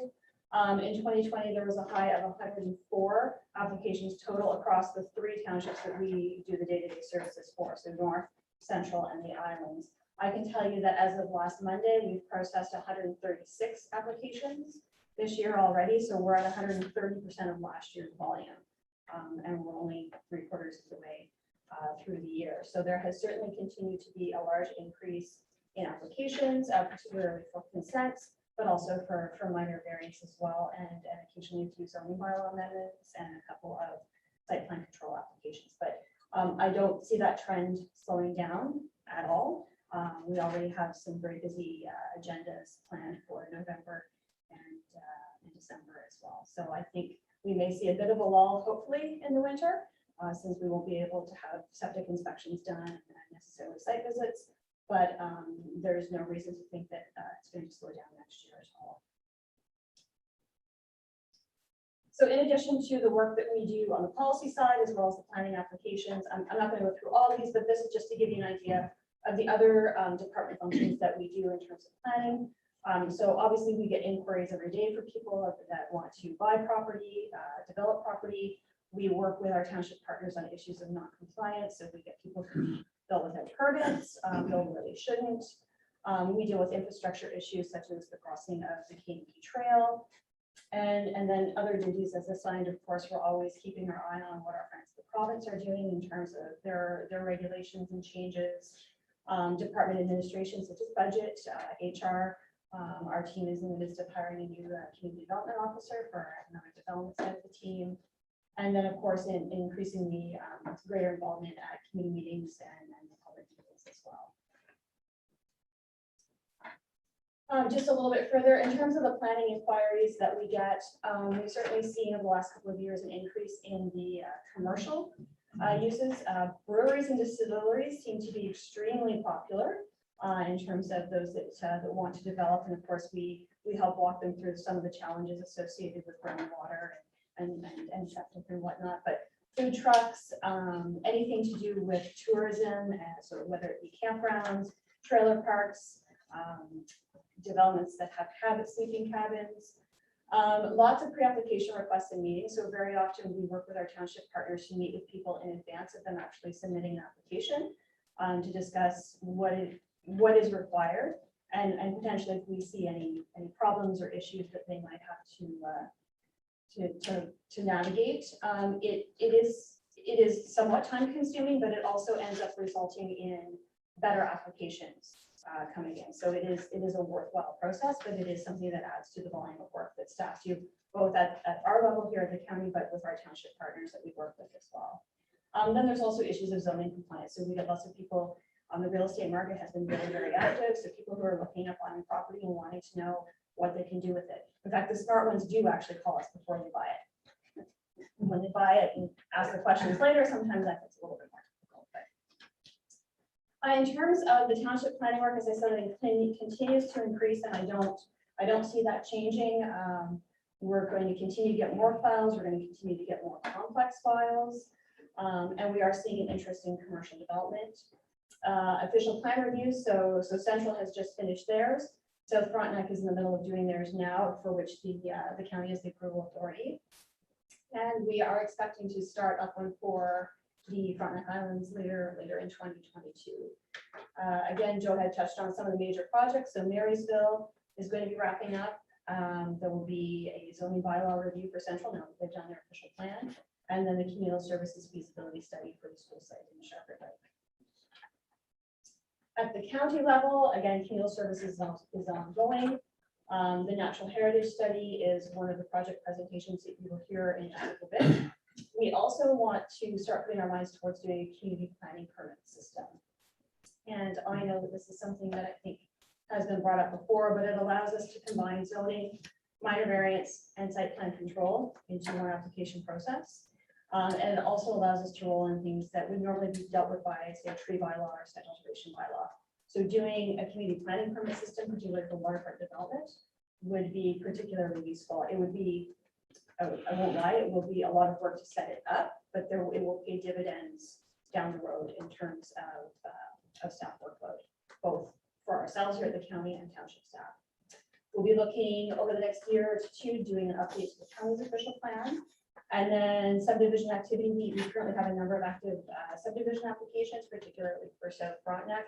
We expect that to potentially increase significantly if meal services come on board, because it will make, again, the feasibility of that form of development much more feasible and attractive as well. In terms of risk analysis and mitigation here, certainly, as I said, there's the trend that planning applications continue to increase. We are looking at process improvements, like I said, such as adopting a community planning permit system. And then there is, of course, the risk that the Planning Act does have timelines associated with each type of application. We do our best to meet those, but with the volume and the staff that we have, it can be very challenging to meet those timelines.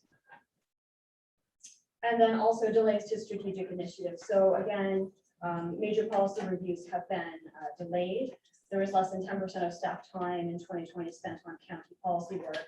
And there are a number of housekeeping updates and consolidations that just have not occurred. Certainly, we're going to do our best to continue to find efficiencies where we can. And we have mentioned that some of the townships may need to retain consultants to do work, policy work, depending on workload. So what that would mean is that if Central wants to move ahead with their zoning bylaw sooner than perhaps the county planning team is ready to take it on themselves, they may need to hire a consultant to do that work for them. We could project manage it, but we wouldn't have necessarily the resources to do it potentially as soon as they would wish to do it. And that's certainly a conversation we're open to having with them. Excuse me. And at this point, I'm going to turn it back to Joe to speak to the sustainability reserve.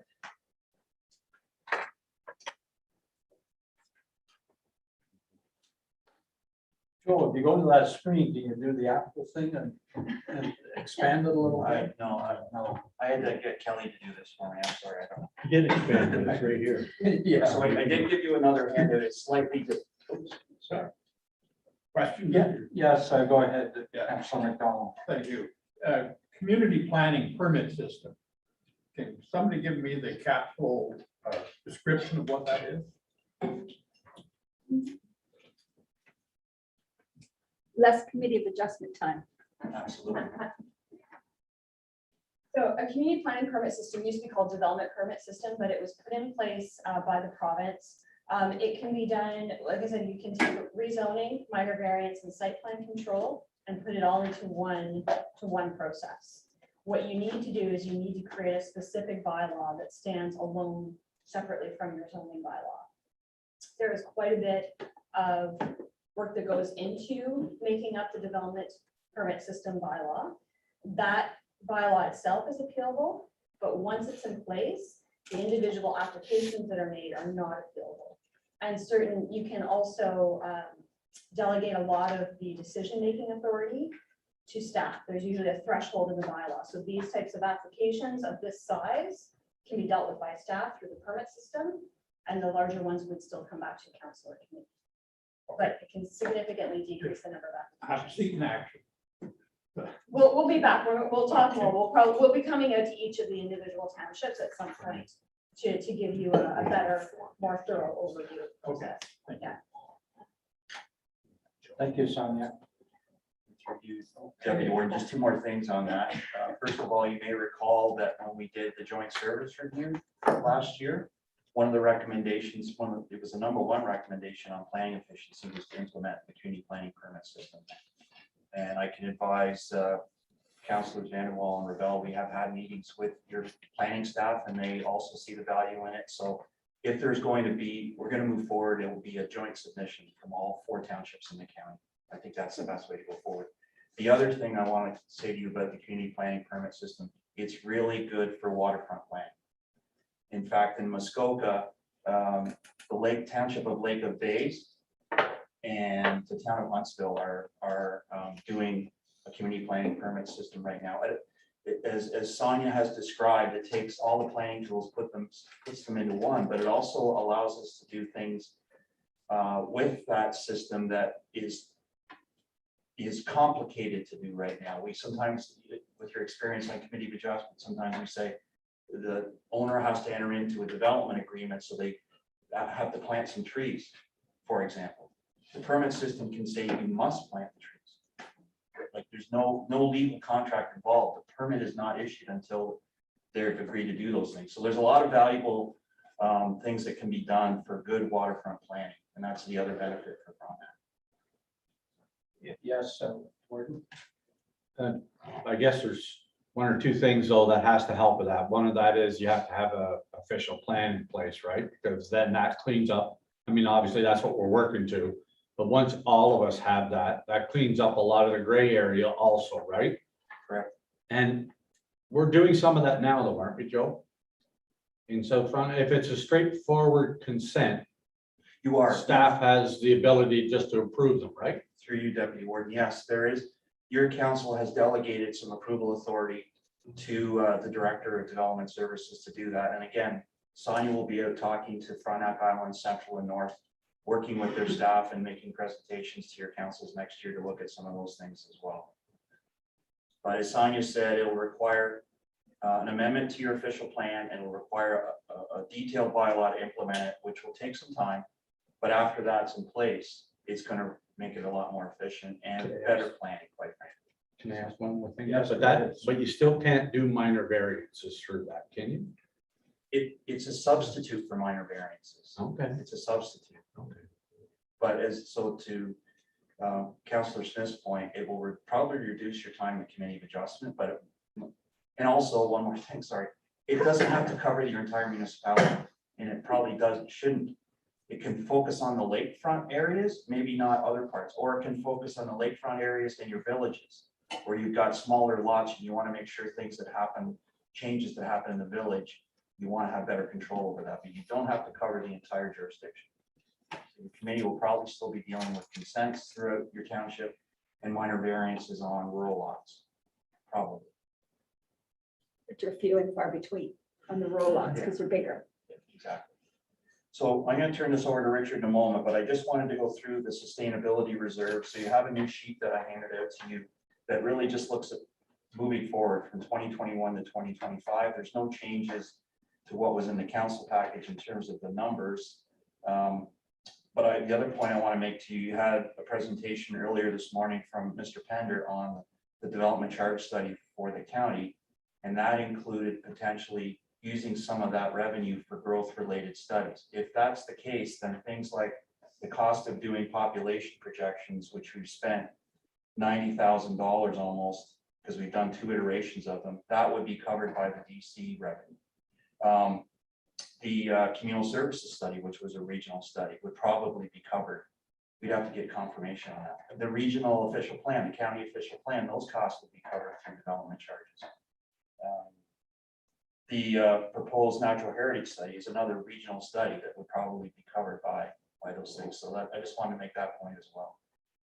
Do you have any questions about this chart? Yes, Councilor. This whole development charges has me a bit confused. Can you give an example of what you just described would be covered? Any one of them, doesn't matter. Yeah, and maybe Kelly And wants where to. the money comes from, I guess is one thing. So right now, this reserve is money from the levy. So you make a commitment every year. So if you look at 2022, the county will be contributing just under $34,000 under the annual contribution. So there's a percentage increase every year. It started at 30,000. So what I'm saying is if we have a county development charges in place, we don't have to use this money that comes from the levy for that investment in the regional study. We can use the money that we're getting from the development charge revenue for that study. So growth is paying for growth related studies and not the current taxpayer. So it comes from this levy, or sorry, this development charge. It comes from the development charge as opposed to the levy. Yeah, I realize, but the development charge, the money is actually It just doesn't appear. It comes from the levy in the reserve. No, doesn't. No, come it from the comes, levy. it comes from those who are building the buildings. This comes from the reserve. Sorry, too many people talking. Go ahead, Kelly. Do you want to? Whoever's the expert can answer. Joe, or does Kelly? So in 2022, the levy is paying $33,785 to fund those projects going forward.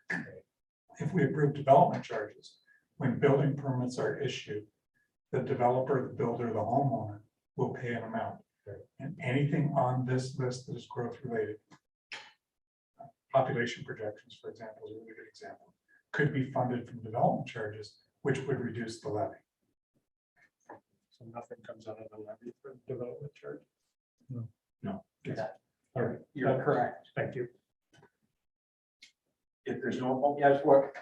Only other comment I would make, though, I would leave this sheet the same, because by the time development charge has an impact, we will be at 2025. Right? So, I mean, I think if you're optimistic about this sheet at the 35,000, I think I would leave that alone. If development charges come in, well, it'll offset into the future. Why are we waiting till 2025? If there's revenue to be had, let's get going on it this year and get it ready for next year. But it wasn't that simple. We were going to approve the study of how to charge development charges. Then it was going to come back to next year's council, which means it's a year or two off. Well, it sounds to me like there's such agreement, we can dispense with the study and just put it in. Is that what you're saying, Fran? That's what I'm saying. Yeah. I'm saying let's get the study started right away. Except to get there, it's complicated. You have to prove to the province that you're going to use the money for growth and not for just regular. The study has to prove what the charge is for. So today or tomorrow, when we approve this, let's approve that the study get done as soon as possible. Well, Get the RFP out and get going with it. maybe at the end of the day tomorrow, we approve that and Go. get it going. I'll move that. Is this from municipalities that never charged before? Yeah, exactly. Yeah, I'm excited I now. think they've seen the light. See the dollars. Yeah, and the dollars, yeah, unfortunately.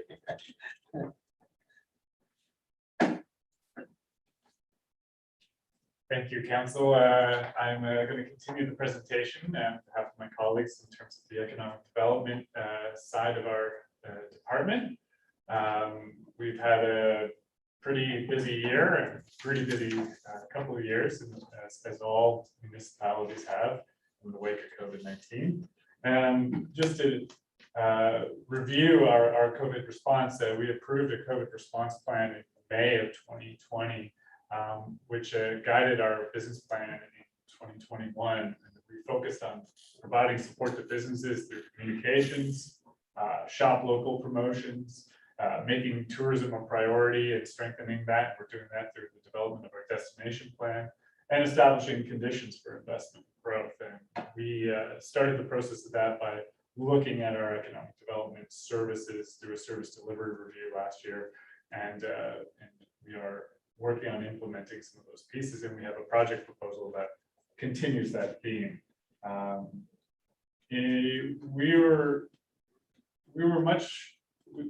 had a lot of change and struggle in Frontenac County in terms of COVID-19 in our local businesses, but we also had a lot of success and investment and growth. And for some folks, there were opportunities in COVID-19, where for others there were challenges. One of the remaining challenges, which is something we don't spend a lot of time on in our department, is having a workforce. And that's not just a Frontenac County issue, that's a Eastern Ontario, that's an Ontario-wide, that's a Canada, possibly a global issue in terms of challenges. The workforce is going through a complete transformation. And so many of our businesses are going to struggle to find good labor as they continue to grow and evolve going forward. Looking ahead to 2022 to 2026, our economic development activities are focused in 4 areas, primarily business development, investment attraction, tourism development and regional marketing, administration and business planning, which is just the time I spend making these PowerPoints, as well as grant writing, And then obviously the Frontenac KMP Trail, which you'll get in a separate presentation tomorrow. The policies and that drive our department come from the Charter for Economic Development, our regional brand guidelines, the accommodation review and strategy for growth that we conducted in 2017, the County Council strategic priorities, and the economic development service delivery review in 2020. And so that service development review is part of how we've divided up the way we look at our service delivery in this business plan. We had a number of initiatives in previous business plans. We had up to 20 initiatives that we would bring forward, and they were all very specific and diverse. And so we're consolidating into certain areas of delivery. And that includes moving into more of a business development and investment attraction rather than a local business support kind of function. It doesn't mean we're not there for the local businesses to provide them with what they need, but we're not necessarily directly solving the problems. We're using our partners and colleagues at the townships and Frontenac Business Services to do that, because they were one of the recommendations in the service delivery review was that we move away from activities that everyone else is doing as well in terms of the department. So we will continue to do business communications and maintain the ambassador network as such. We'll do more business intelligence work as well as research around opportunities that we're looking at in the area. We'll be working with businesses more as groups, so in sector tables. So we'll be getting our businesses together to speak to each other as well as to us, rather than focus on the one-on-one conversations. And we'll be looking at expanding film and television opportunities, content development opportunities, as the opportunities continue to increase. And the Community Development Advisory Committee has been keeping up to date on that, if you want to see some reports and presentations. And then the major project associated with this is getting our regional community program, community improvement program going. And so we're going to do something very similar to the development charges. We're going to do a study to see what it looks like, and then we'll come back and see if we want to go forward, because there's going to be a number of pieces that have to move, and we'll talk about that later when I do the project proposal. In terms of tourism development and regional marketing, we'll continue to do destination marketing using our now dedicated tourism website in frontenac.ca. We'll be continuing to look at visitor guides, whether they're digital or print format, and managing the tourism social media channels. Projects will probably emerge from the destination development plan, which is due to come to council in February or March. And so at that time, we may be looking at some other considerations going forward, but we don't know enough right now to know what that would look like. In terms of administration business planning, we'll continue to write grants and report our activities to the Community Development Advisory Committee, and focus on our networking and relationship development. In the service delivery review that we got in December of 2020, one of the recommendations was creation and coordination of a regional working group. We haven't been able to manage our resources enough to be able to coordinate this group yet.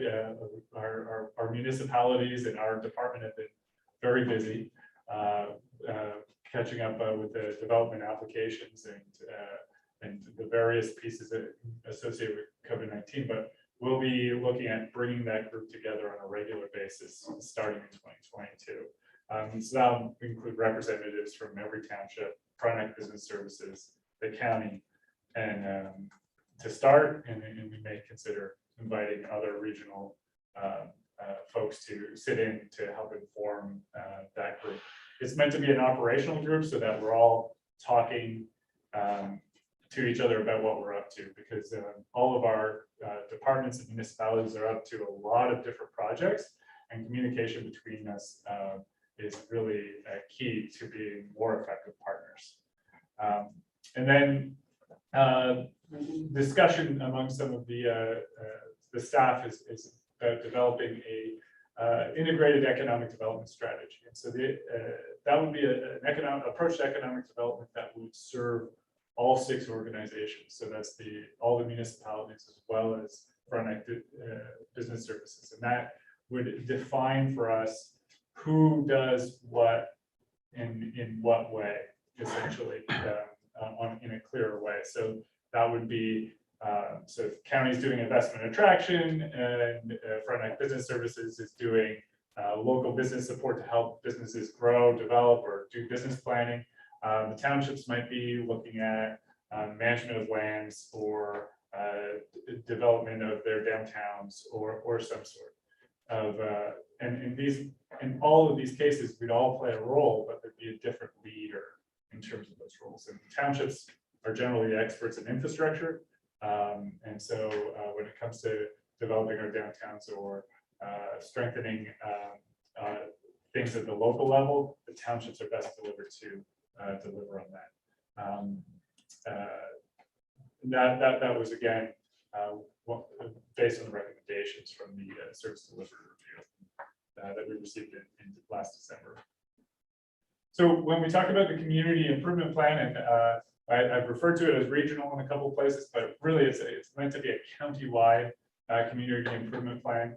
And what we'd like to do is do a study to understand the feasibility and ability of the county to implement something like this. We have community improvement plans for for a few villages across the county. So that's Marysville, Harrowsmith. There used to be one in Verona, Charlotte Lake, and there is one that covers all of North Frontenac at the township level. In order for the county to be able to implement an incentive program or community improvement plan, it would need to be able to work with the townships, and usually in this case, an applicant has to have already applied for a township level community improvement program before they can qualify for a county level plan. But what it would allow is for additional incentives to be able to exist for the applicants to promote and support development that we're looking for. One of the, and I'll go into this later with the project proposal, but one of the areas is that we require a lot of studies to justify certain types of growth and development, and a community improvement plan might be able to offer some grant funds to offset those costs that developers face. It's important to do these studies to ensure that we're preserving the character of Frontenac that attracts these businesses here in the first place, but we can probably create a program that helps reduce the barriers that are put in place financially through this. So we'll talk about that a little further later on. We also have a reserve that funds the community development activities. I didn't give you the whole spreadsheet because it's hard enough to read, but we expect to a lot of the destination development plan projects will come from the community development reserve. We were looking at funding the community improvement plan from the reserve, but we likely can fund it through gas tax. We'll be doing a tourism website refresh in future years, not this year, as well as a Frontenac Arts strategy that's planned for 2023 that would come from this reserve.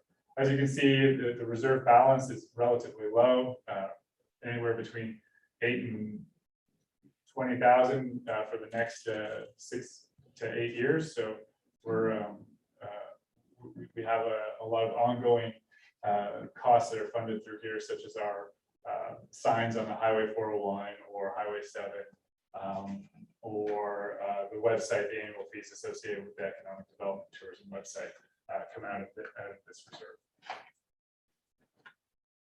In terms of risks, we're just going to briefly talk that we have some staff capacity risks. And we're going to take a look at our staff complement in 2022. The service delivery review recommended that we retain a resource to help with the trail, as well as work with our partners at the townships or third parties to help mitigate the amount of like on the ground infrastructure management done associated with the trail. Another way we can help handle capacity is increasing student staff. We've had very good luck with student staff over the last couple of years. They've been essential to the operation of our department over the summer. And so they're fairly cost effective because we can't pay them what they're worth, but they're still very motivated.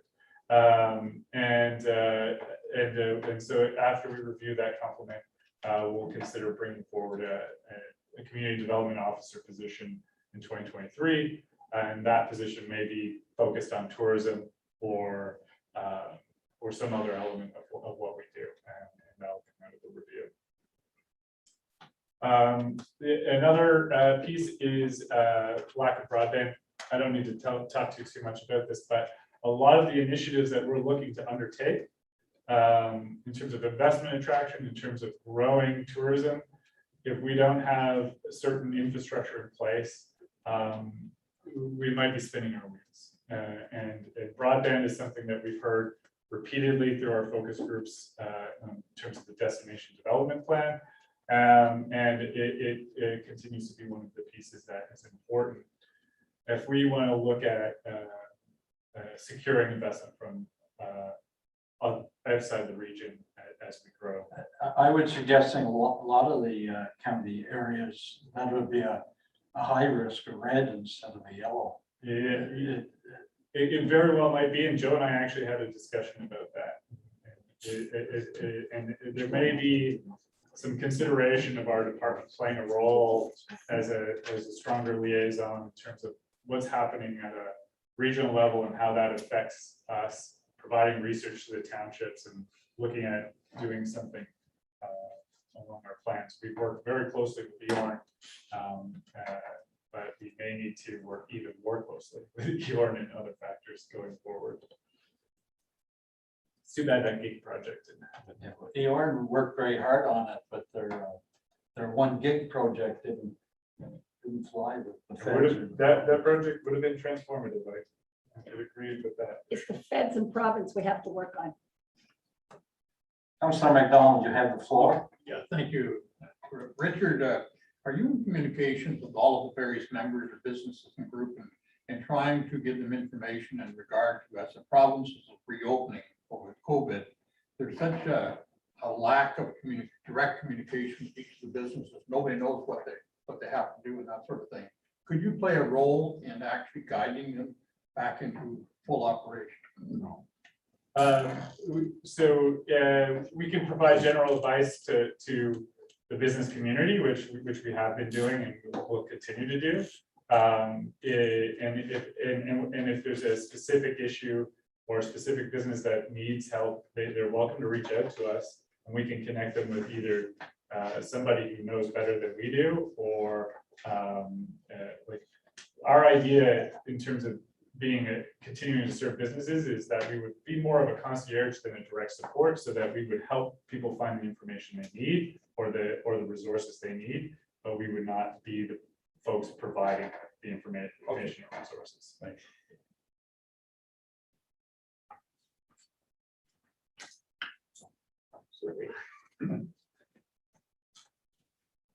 Deputy Ward, just to wrap up, so we'll speak to you briefly about 2 project proposals that we want to talk to you about. Some of the intangibles to our business plan. Richard's talked about the service delivery review implementation. That'll be coming to the council table probably in the first quarter of next year for your direction and some possible changes to how we're delivering our economic development side. K&P Trail work and management demands, it has continued to take up a lot of time for Richard's position. We now have a trail management plan almost completed. We'll be bringing a trail bylaw to you for consideration early next year, getting those management pieces in place, and hopefully look at a different way of managing the trail beyond our department, which economic development, quite frankly, or planning shouldn't be managing the trail.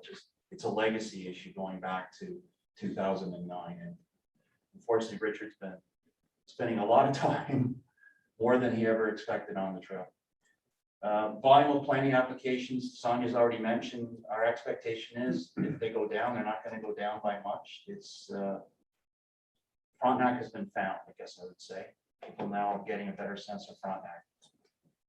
Township planning policy work, so we're gonna work carefully with the townships to make sure that we can prioritize some of the work like the Central Frontenac zoning bylaw and the Frontenac Islands official plan.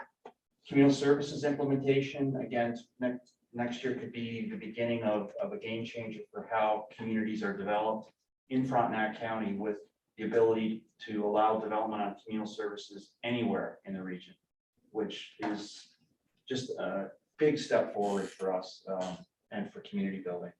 And then the potential for appeals to what used to be called the Ontario Municipal Board, it's now the Ontario Land Tribunal. We can't control when people file appeals, but we may have to represent it, and they can take up a lot of time. Let's hope there aren't any appeals next year.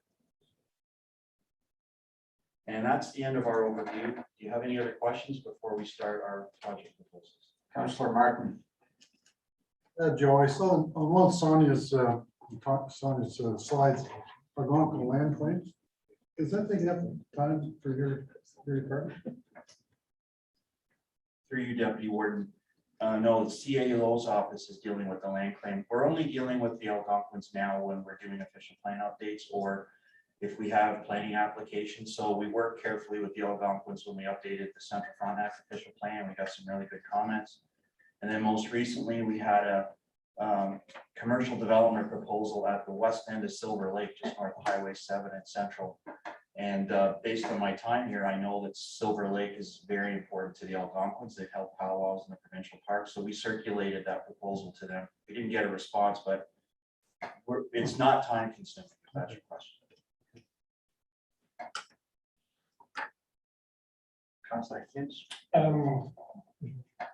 There's Richard. Richard, have you been in touch with anybody on the film side of things?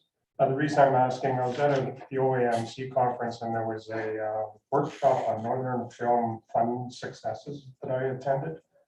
I met a contact that operates that fund from Kingston called Alex Jansen.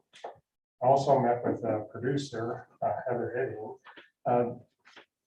One thing that they told me says before you go into any film activity for economic development, you need an anchor site for it, such as what Kingston has, like the Kingston Pen as an example. So you need something that is an anchor that's going to keep bringing the film industry back over and over again versus a one-time shot.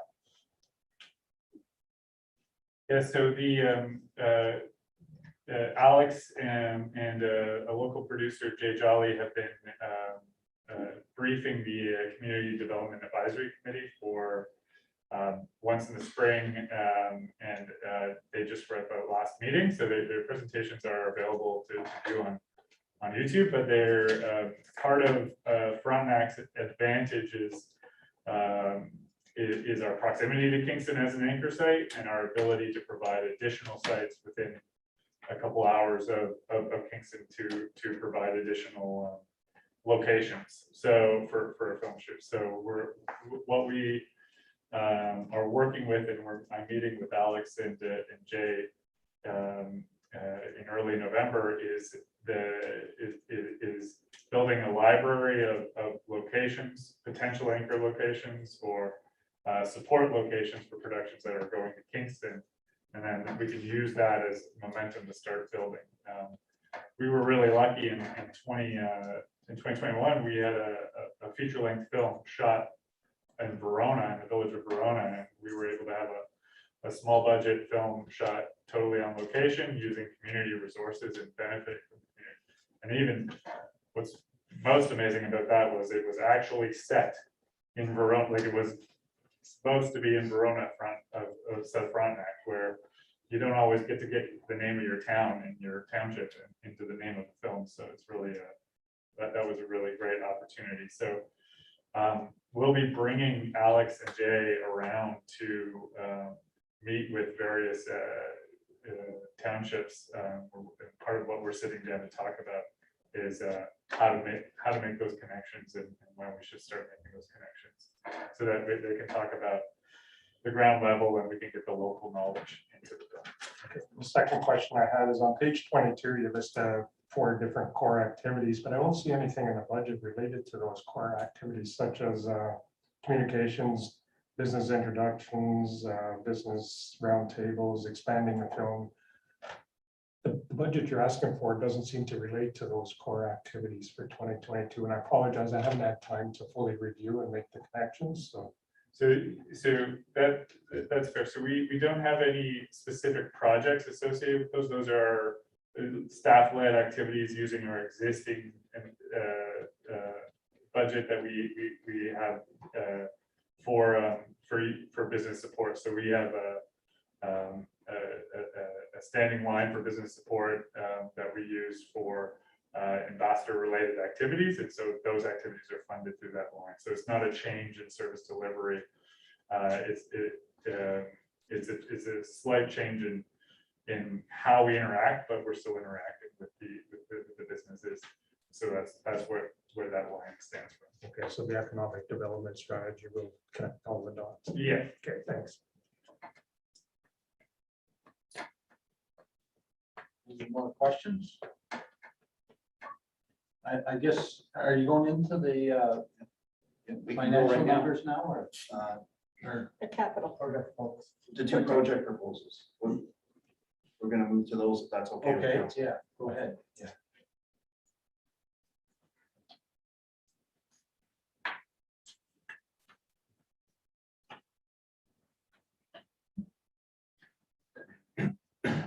First one, Deputy Mayor, members of council will talk to you about is a proposal to update the natural heritage study. It was done in 2012. So we're driven by the provincial policy statement. Most recent one was done in May 2020. And it's very clear that natural features and areas shall be protected for the long term. And that sets the policy foundation for setting up our official plans and zoning bylaws. I should point out to council that since we did the work in 2012, the provincial policy statement has been updated twice since then. So just natural heritage is a term that's in the provincial policy statement. What does it mean in simpler terms? It's about protecting nature and water, conservation, biodiversity, and the wilderness. So right now, the current county official plan, which was approved by the ministry in 2016, has a section dealing with natural heritage, things like wetlands and wildlife habitat, fish habitat, all things that are in the provincial policy statement and are fairly standard across Eastern Ontario. So this, I've already talked about this, was the first study we did in 2012. It formed one of the key pieces of putting the county official plan together. It was a $70,000 study, and the work form one, the policies in the official plan and the county official plan came directly out of this study. So just to give you some perspective, 3/4 of our geography, just under 3,000 square kilometers, is what we would define as natural heritage. And how important that to our community? Well, it's not just an environmental issue, but it's also important from a social, cultural, and economic development perspective. It's a very important part of who we are in Frontenac. From left to right, I've identified Crown land in Frontenac, lakes across Frontenac, and wetlands. It's kind of washed out on the screen. It's probably clear on your map, and you can see that the northern half of Frontenac is got a lot of Crown land. Almost 2/3 of North Frontenac Township itself is Crown land. You can see that it is extensive. And more to the point, almost 90% of the planning approvals we deal with have a natural heritage component. So this is why planning policy is relevant to what's on the ground in Frontenac. Why we understand what's on the ground in Frontenac is more important. And this update, the study update, is intended to evolve beyond the standard provincial rules. Again, this is hard to read, but this is the map that came out of the 2012 study, and you can see in part the linkages that move from north to south, and they actually go into the city of Kingston to try to make sure that there is a continuous linkage system across Frontenac. And then just quickly, there's an aerial imagery of 2020 of our region. And then if you add the lakes, and then the streams and rivers, and then the wetlands, you can see that 3/4 of what we are and who we are is the natural environment. So with respect to the proposal to update the natural heritage study, or I would say create a brand new natural heritage study, it's a new approach, thinking not 20 years or 25 years ahead like we're required to under the Planning Act, but how do we try to protect what's on the ground in Frontenac so 100 years from now, a lot of it will still be here. Muskokas have been under attack for the last 25, 30 years. Some of their lake water quality's gone down. A lot of trees have disappeared. We're not there right now. And so this proposal is let's define what's important over the next 100 years. It's my opinion that the current way we're doing things based on the province, the Ministry of Natural Resources, standard practices doesn't fit in Frontenac. It may fit in Southern Ontario, but it's not the best method for what's on the ground. The proposed study will use a systems approach, a broad perspective on what's important to protect in Frontenac rather than a features approach, rather than let's particularly identify this wetland or let's particularly identify this wildlife habitat. Is that really helpful when you've got 3/4 of our geography and natural environment? It doesn't necessarily recognize some features or areas in Frontenac that maybe we should protect that we're not protecting right now.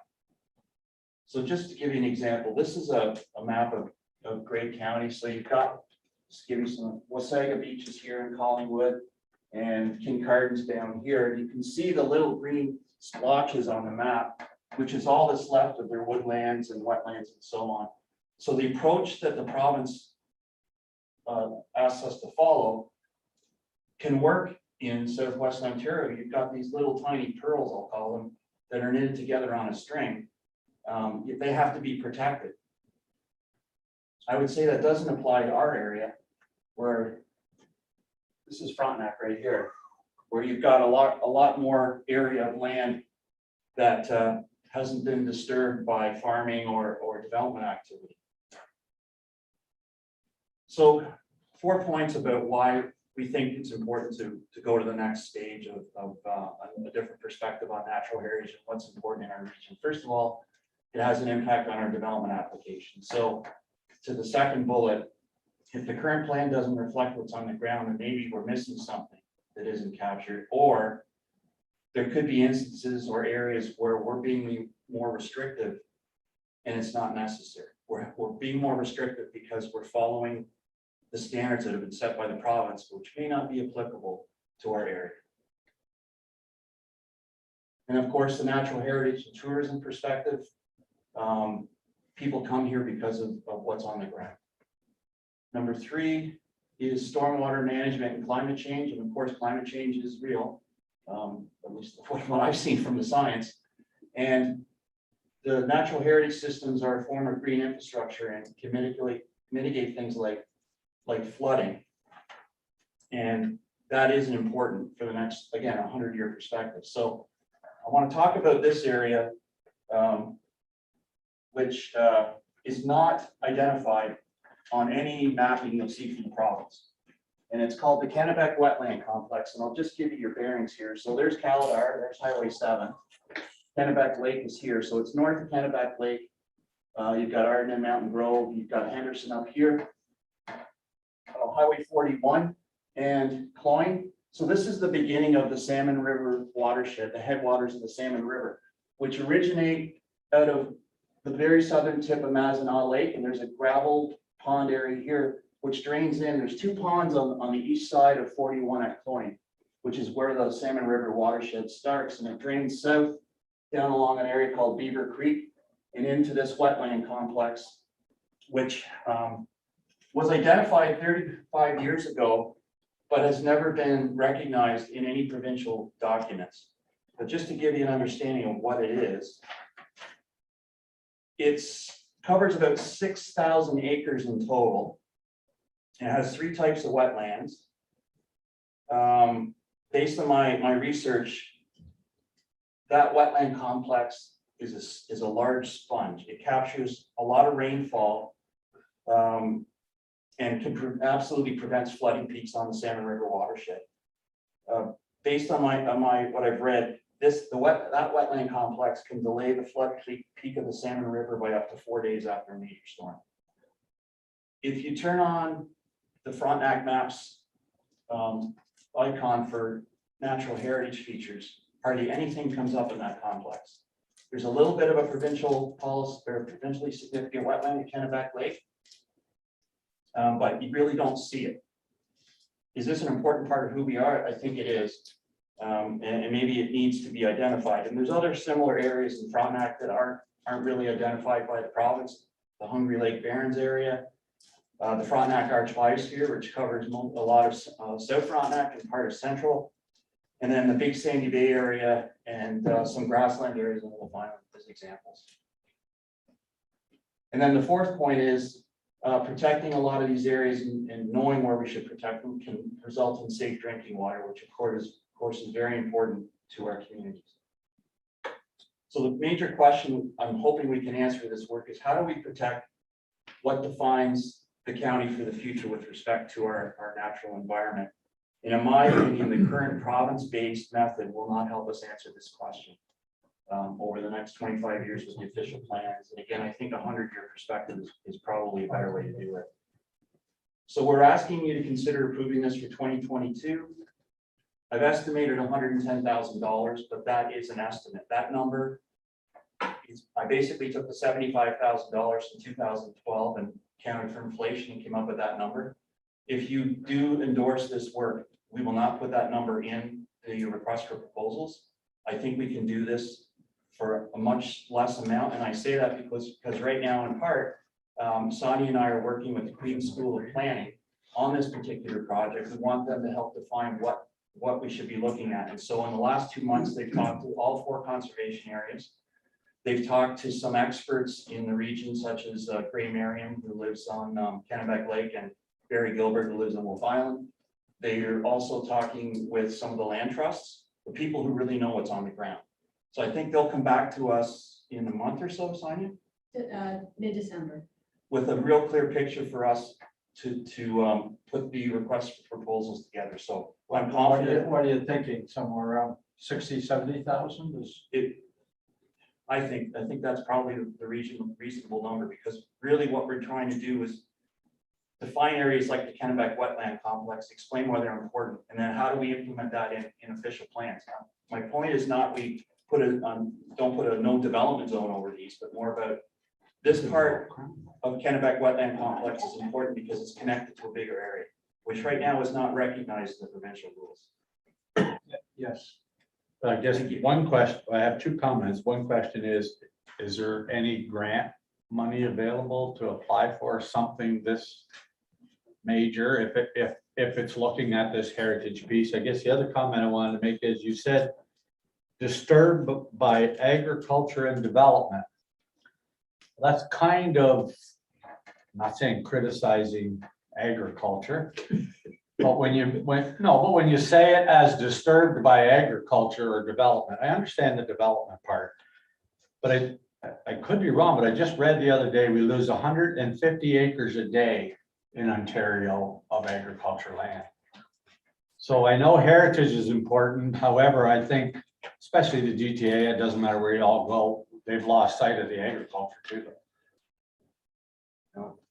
Through UW, that was when I was talking about Gray County, which 250 years ago was mostly woodland. It's not an issue here, and I know with the official plan update you're working on, speaking with your staff, the policies are looking at not the formal provincial prime ag designation, which need to be protected, but where are the farms that are operating successfully right now, which may not be prime ag, but which need to be protected.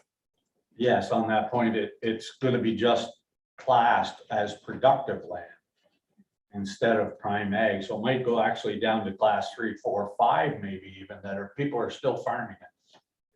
And just as another example, so the newly approved Central Frontenac official plan. So there's no prime agricultural land in Central, but there's some really successful small farms. And that official plan says they should be protected. And they should be offered opportunities to do other farm-related activities so they can keep their business going. Councillor Higgins first, and then Councillor. We farm rocks really well.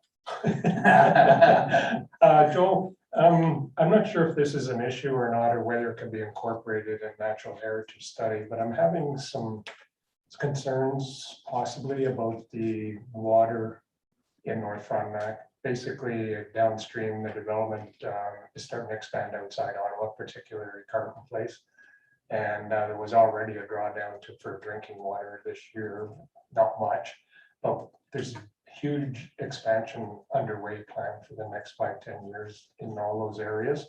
The question is, how would this study be able to assess how much water we have, how we can sustain it for future development outside of North Frontenac, so it doesn't impact our lakes and our people living on the lakes for drawdowns and stuff like that? Through you, Deputy Warden. So the study would take that high level view for sure. Like, what are the impacts on the natural heritage in our boundaries, which could be affected by things happening outside? And are there things we need to do to make sure that those impacts can be as lessened as much as possible? Okay, perfect. Thank you. Councillor Martin? Well, Joe, I keep hearing rumors all the time with natural heritage, regarding to Crown land. That we have a huge deficit coming in Ontario because of COVID. And I hear there could be a proposal to start selling off sections of Crown land to solve the deficit problem. Have you, to your context, have you heard anything like that? No. Good. That's I'm glad to right. hear that. Councillor McDonald, you had a question? Yes, Joe, in actual fact, I was happy to see that you're actually working with the Conservation Authority because, excuse me, the Conservation Authority has taken the approach that it's a watershed approach to all of the issues. And I know through the years being on the Conservation Authority in Southwestern Ontario, 90% of all the wetlands have disappeared. And we still have a good volume of wetlands in this area.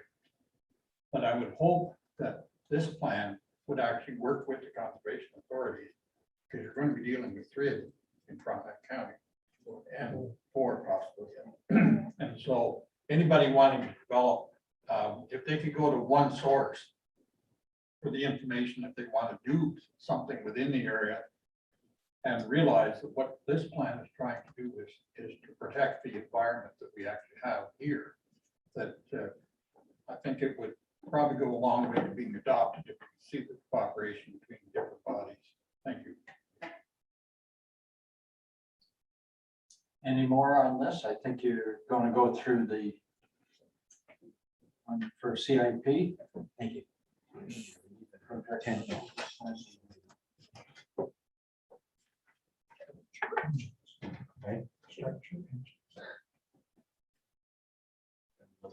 Okay.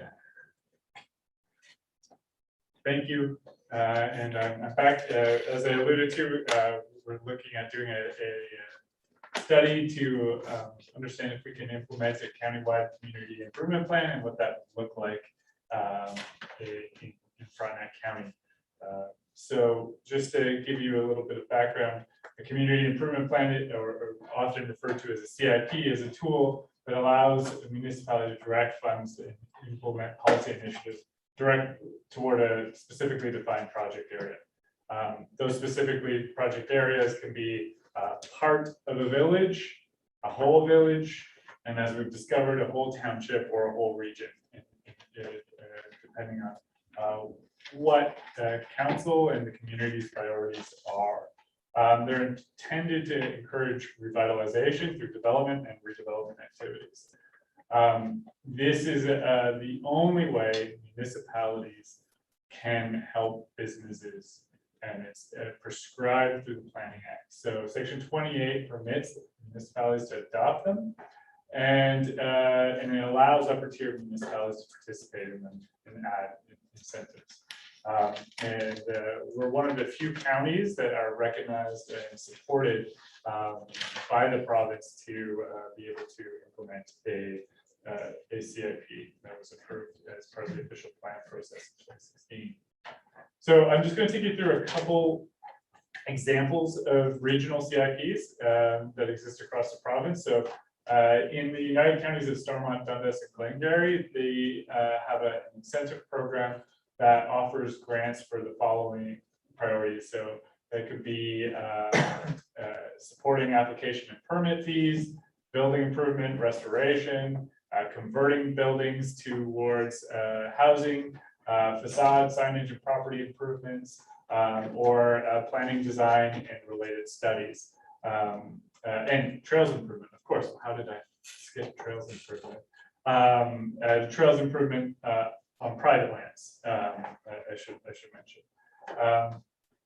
In Wellington County, they said they have their Invest Well program, and the priorities are to use their land strategically, provide rental housing, improve buildings and infrastructure, diversify the economy, promote tourism. It's a pretty wide-ranging set of priorities.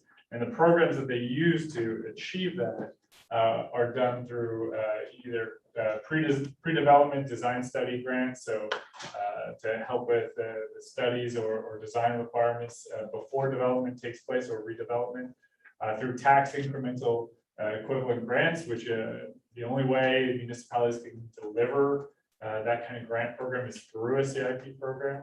And so just to give you a sense of what a tax incremental grant is, somebody invests in their property, the assessed value of that property is going to go up to, let's say it goes up 10% or whatever. So a tax incremental grant would defer essentially the revenue or provide a grant in the amount of the same amount of revenue that the municipality would receive in that difference of its assessment. So if you invested in your property and the value goes up by a significant amount, that amount would be rebated to you if you have qualified for the program and in some way, shape, or form. So it's a very significant development tool that many municipalities have found to be useful. The best part about it is, well, it doesn't cost the municipality anything other than the fact that we're delaying or deferring the revenue from that new investment. But that new investment might not have occurred if we didn't have the program in place. Does that make sense?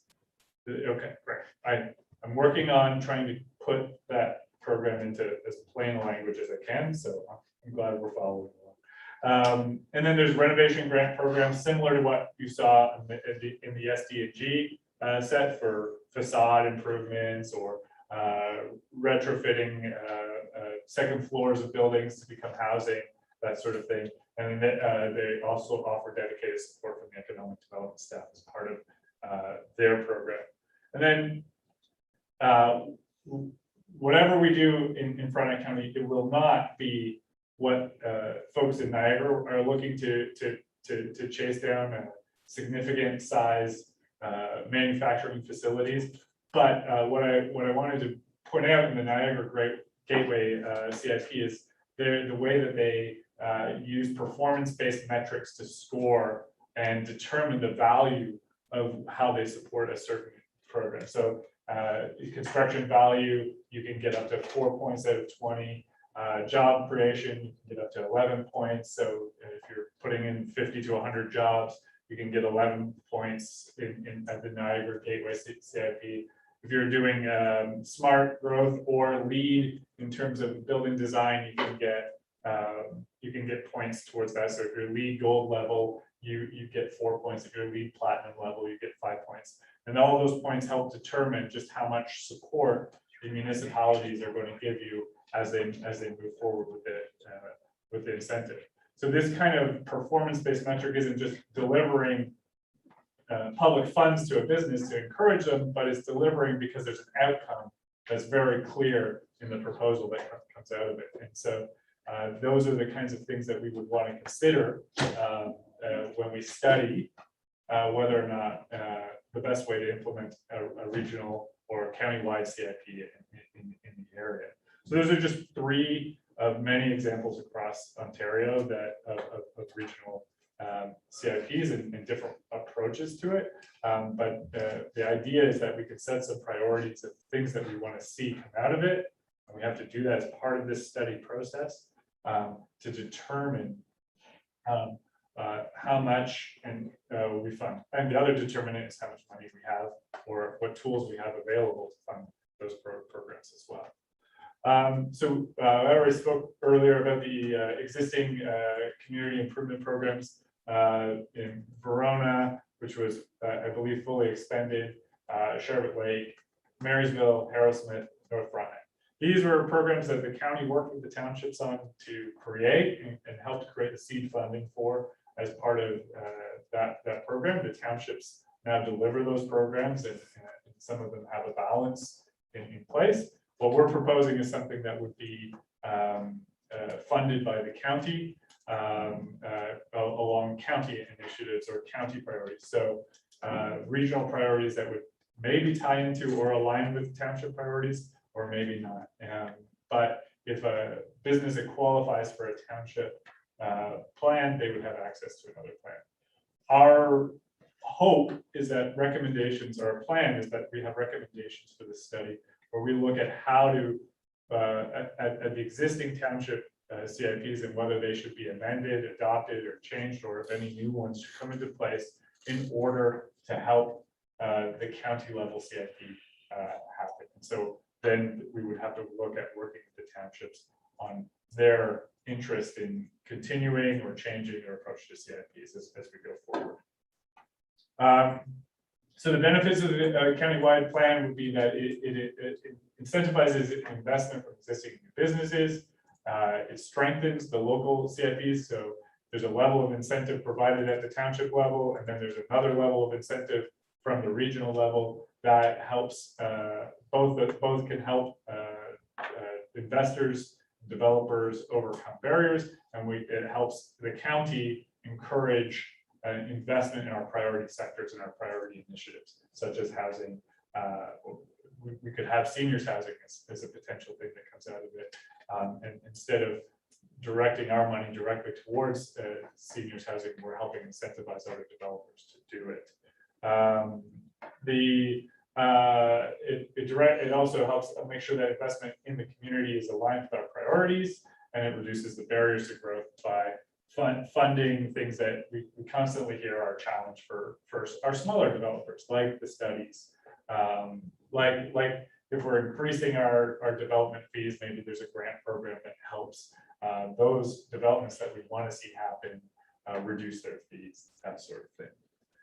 Again, all of that would have to be determined through community consultation, talking with our partners, building, and that's what the purpose of the study would be.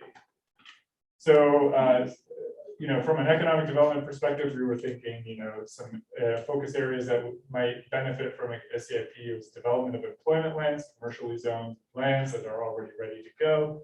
It doesn't have to be a municipality that manages employment lands. It could be a private developer looking to do that. Food and beverage businesses, tourism investment, trail relay investment that just falls straight out of the charter.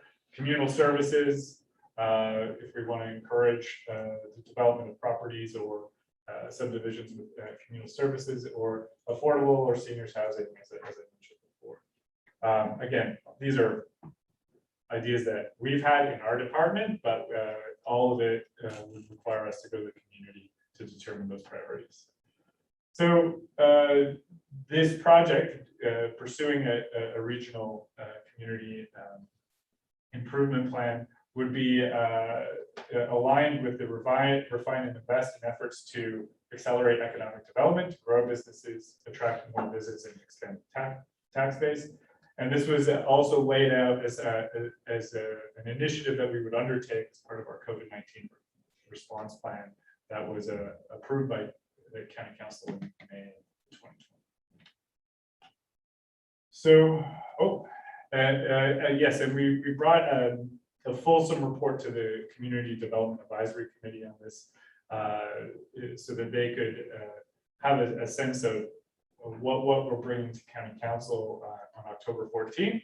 And that motion went forward to County Council, I believe, last week. And they supported the idea that we conduct the study to determine the feasibility and implementation options for a regional community improvement plan.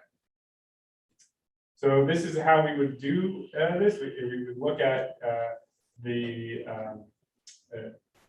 conducting the study in 2022, by reviewing the countywide CIPs across the province, as well as reviewing the existing CIPs that are in place, going through the process of determining priorities across the county, and then including recommendations for county and township investment to make the regional plan or to improve the township level plans happen. And then in step 2, we would look at implementing the recommendations from the review and likely establish a reserve that would fund these incentive programs. If there were grant programs in place, we want to make sure that we have a reasonable amount of money available to support a number of applications. And then we would go to market to attract investors in using this program. Any questions? I don't want anybody taking any offense to what I'm going to say here, but this department is always kind of frustrating to me. There are 3 things going on: the KMP Trail, community development, and economic development. To me, KMP Trail, that's fine, everyone, that's understandable. To me, community development, economic development, and you just interchange the 2 words in the presentation here. You talk about community development and economic development. But this is primarily asking money for community improvement programs, which I find are nice to have, but not really needed. It's great seeing it and great to help with business, but I think we're missing out on a huge opportunity for economic development, with people moving from urban to rural.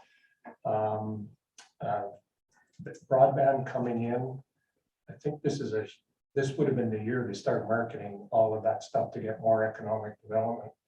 And the reserve has only got 29K in it, and a lot of it is going towards community development in my mind versus economic development.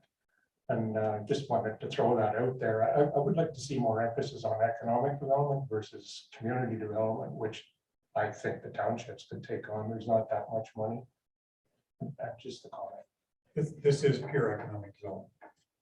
This project would take the priorities of council and incentivize developers to build in that regard.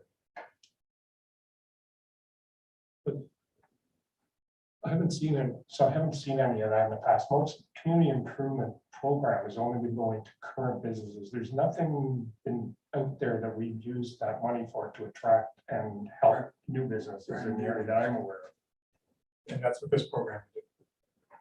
The tax deferral program would allow you to move your business from Ottawa, improve a property or build a property, and receive tax deferral to do that. It would also work for, say, Seed the Sausage to expand their business. So it's quite different. Then, It's quite different than the CIP program that we know.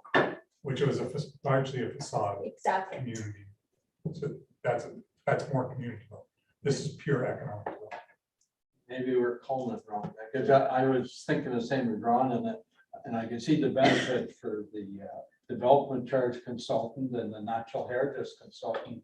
When I trying to wrap my mind around this, I wonder, given we've got a lot of experience in the CIP going back 10 years or so, and some of them are still going on, I was having a hard time figuring, do we need to spend 40,000 on it, or do we have enough knowledge in this building to just say we're going to do it? You still need a study the province still reviews your study. Richard. We probably do have enough knowledge. We don't have time.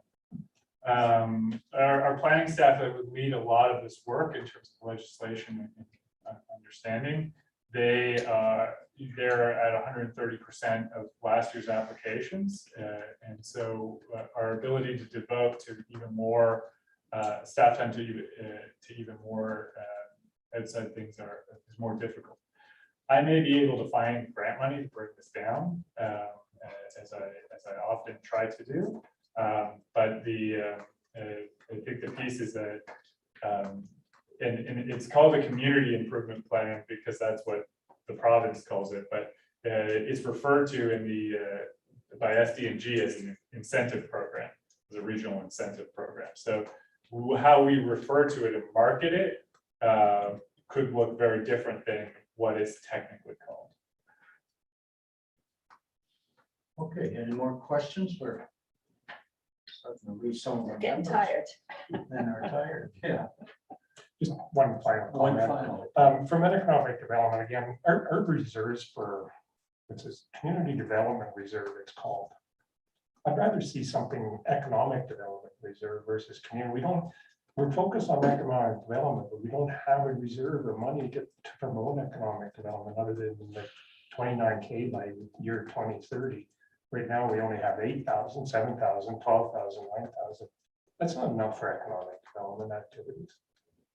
We need to do something about that. Maybe not this budget time, but we need to look at that for the years coming forward.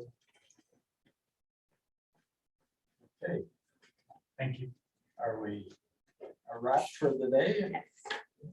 Then we'll take a recess for what, 24 hours. 20 some hours? No, 18 hours? See you here tomorrow around 2. 18-hour recess. We'll see you back there at 9. I guess that would be a 16-hour. Yeah. Will we do it? Jeanette, we don't close the meeting today, we just continue. Long Washington break. Yeah. Yeah. Have a good break, folks.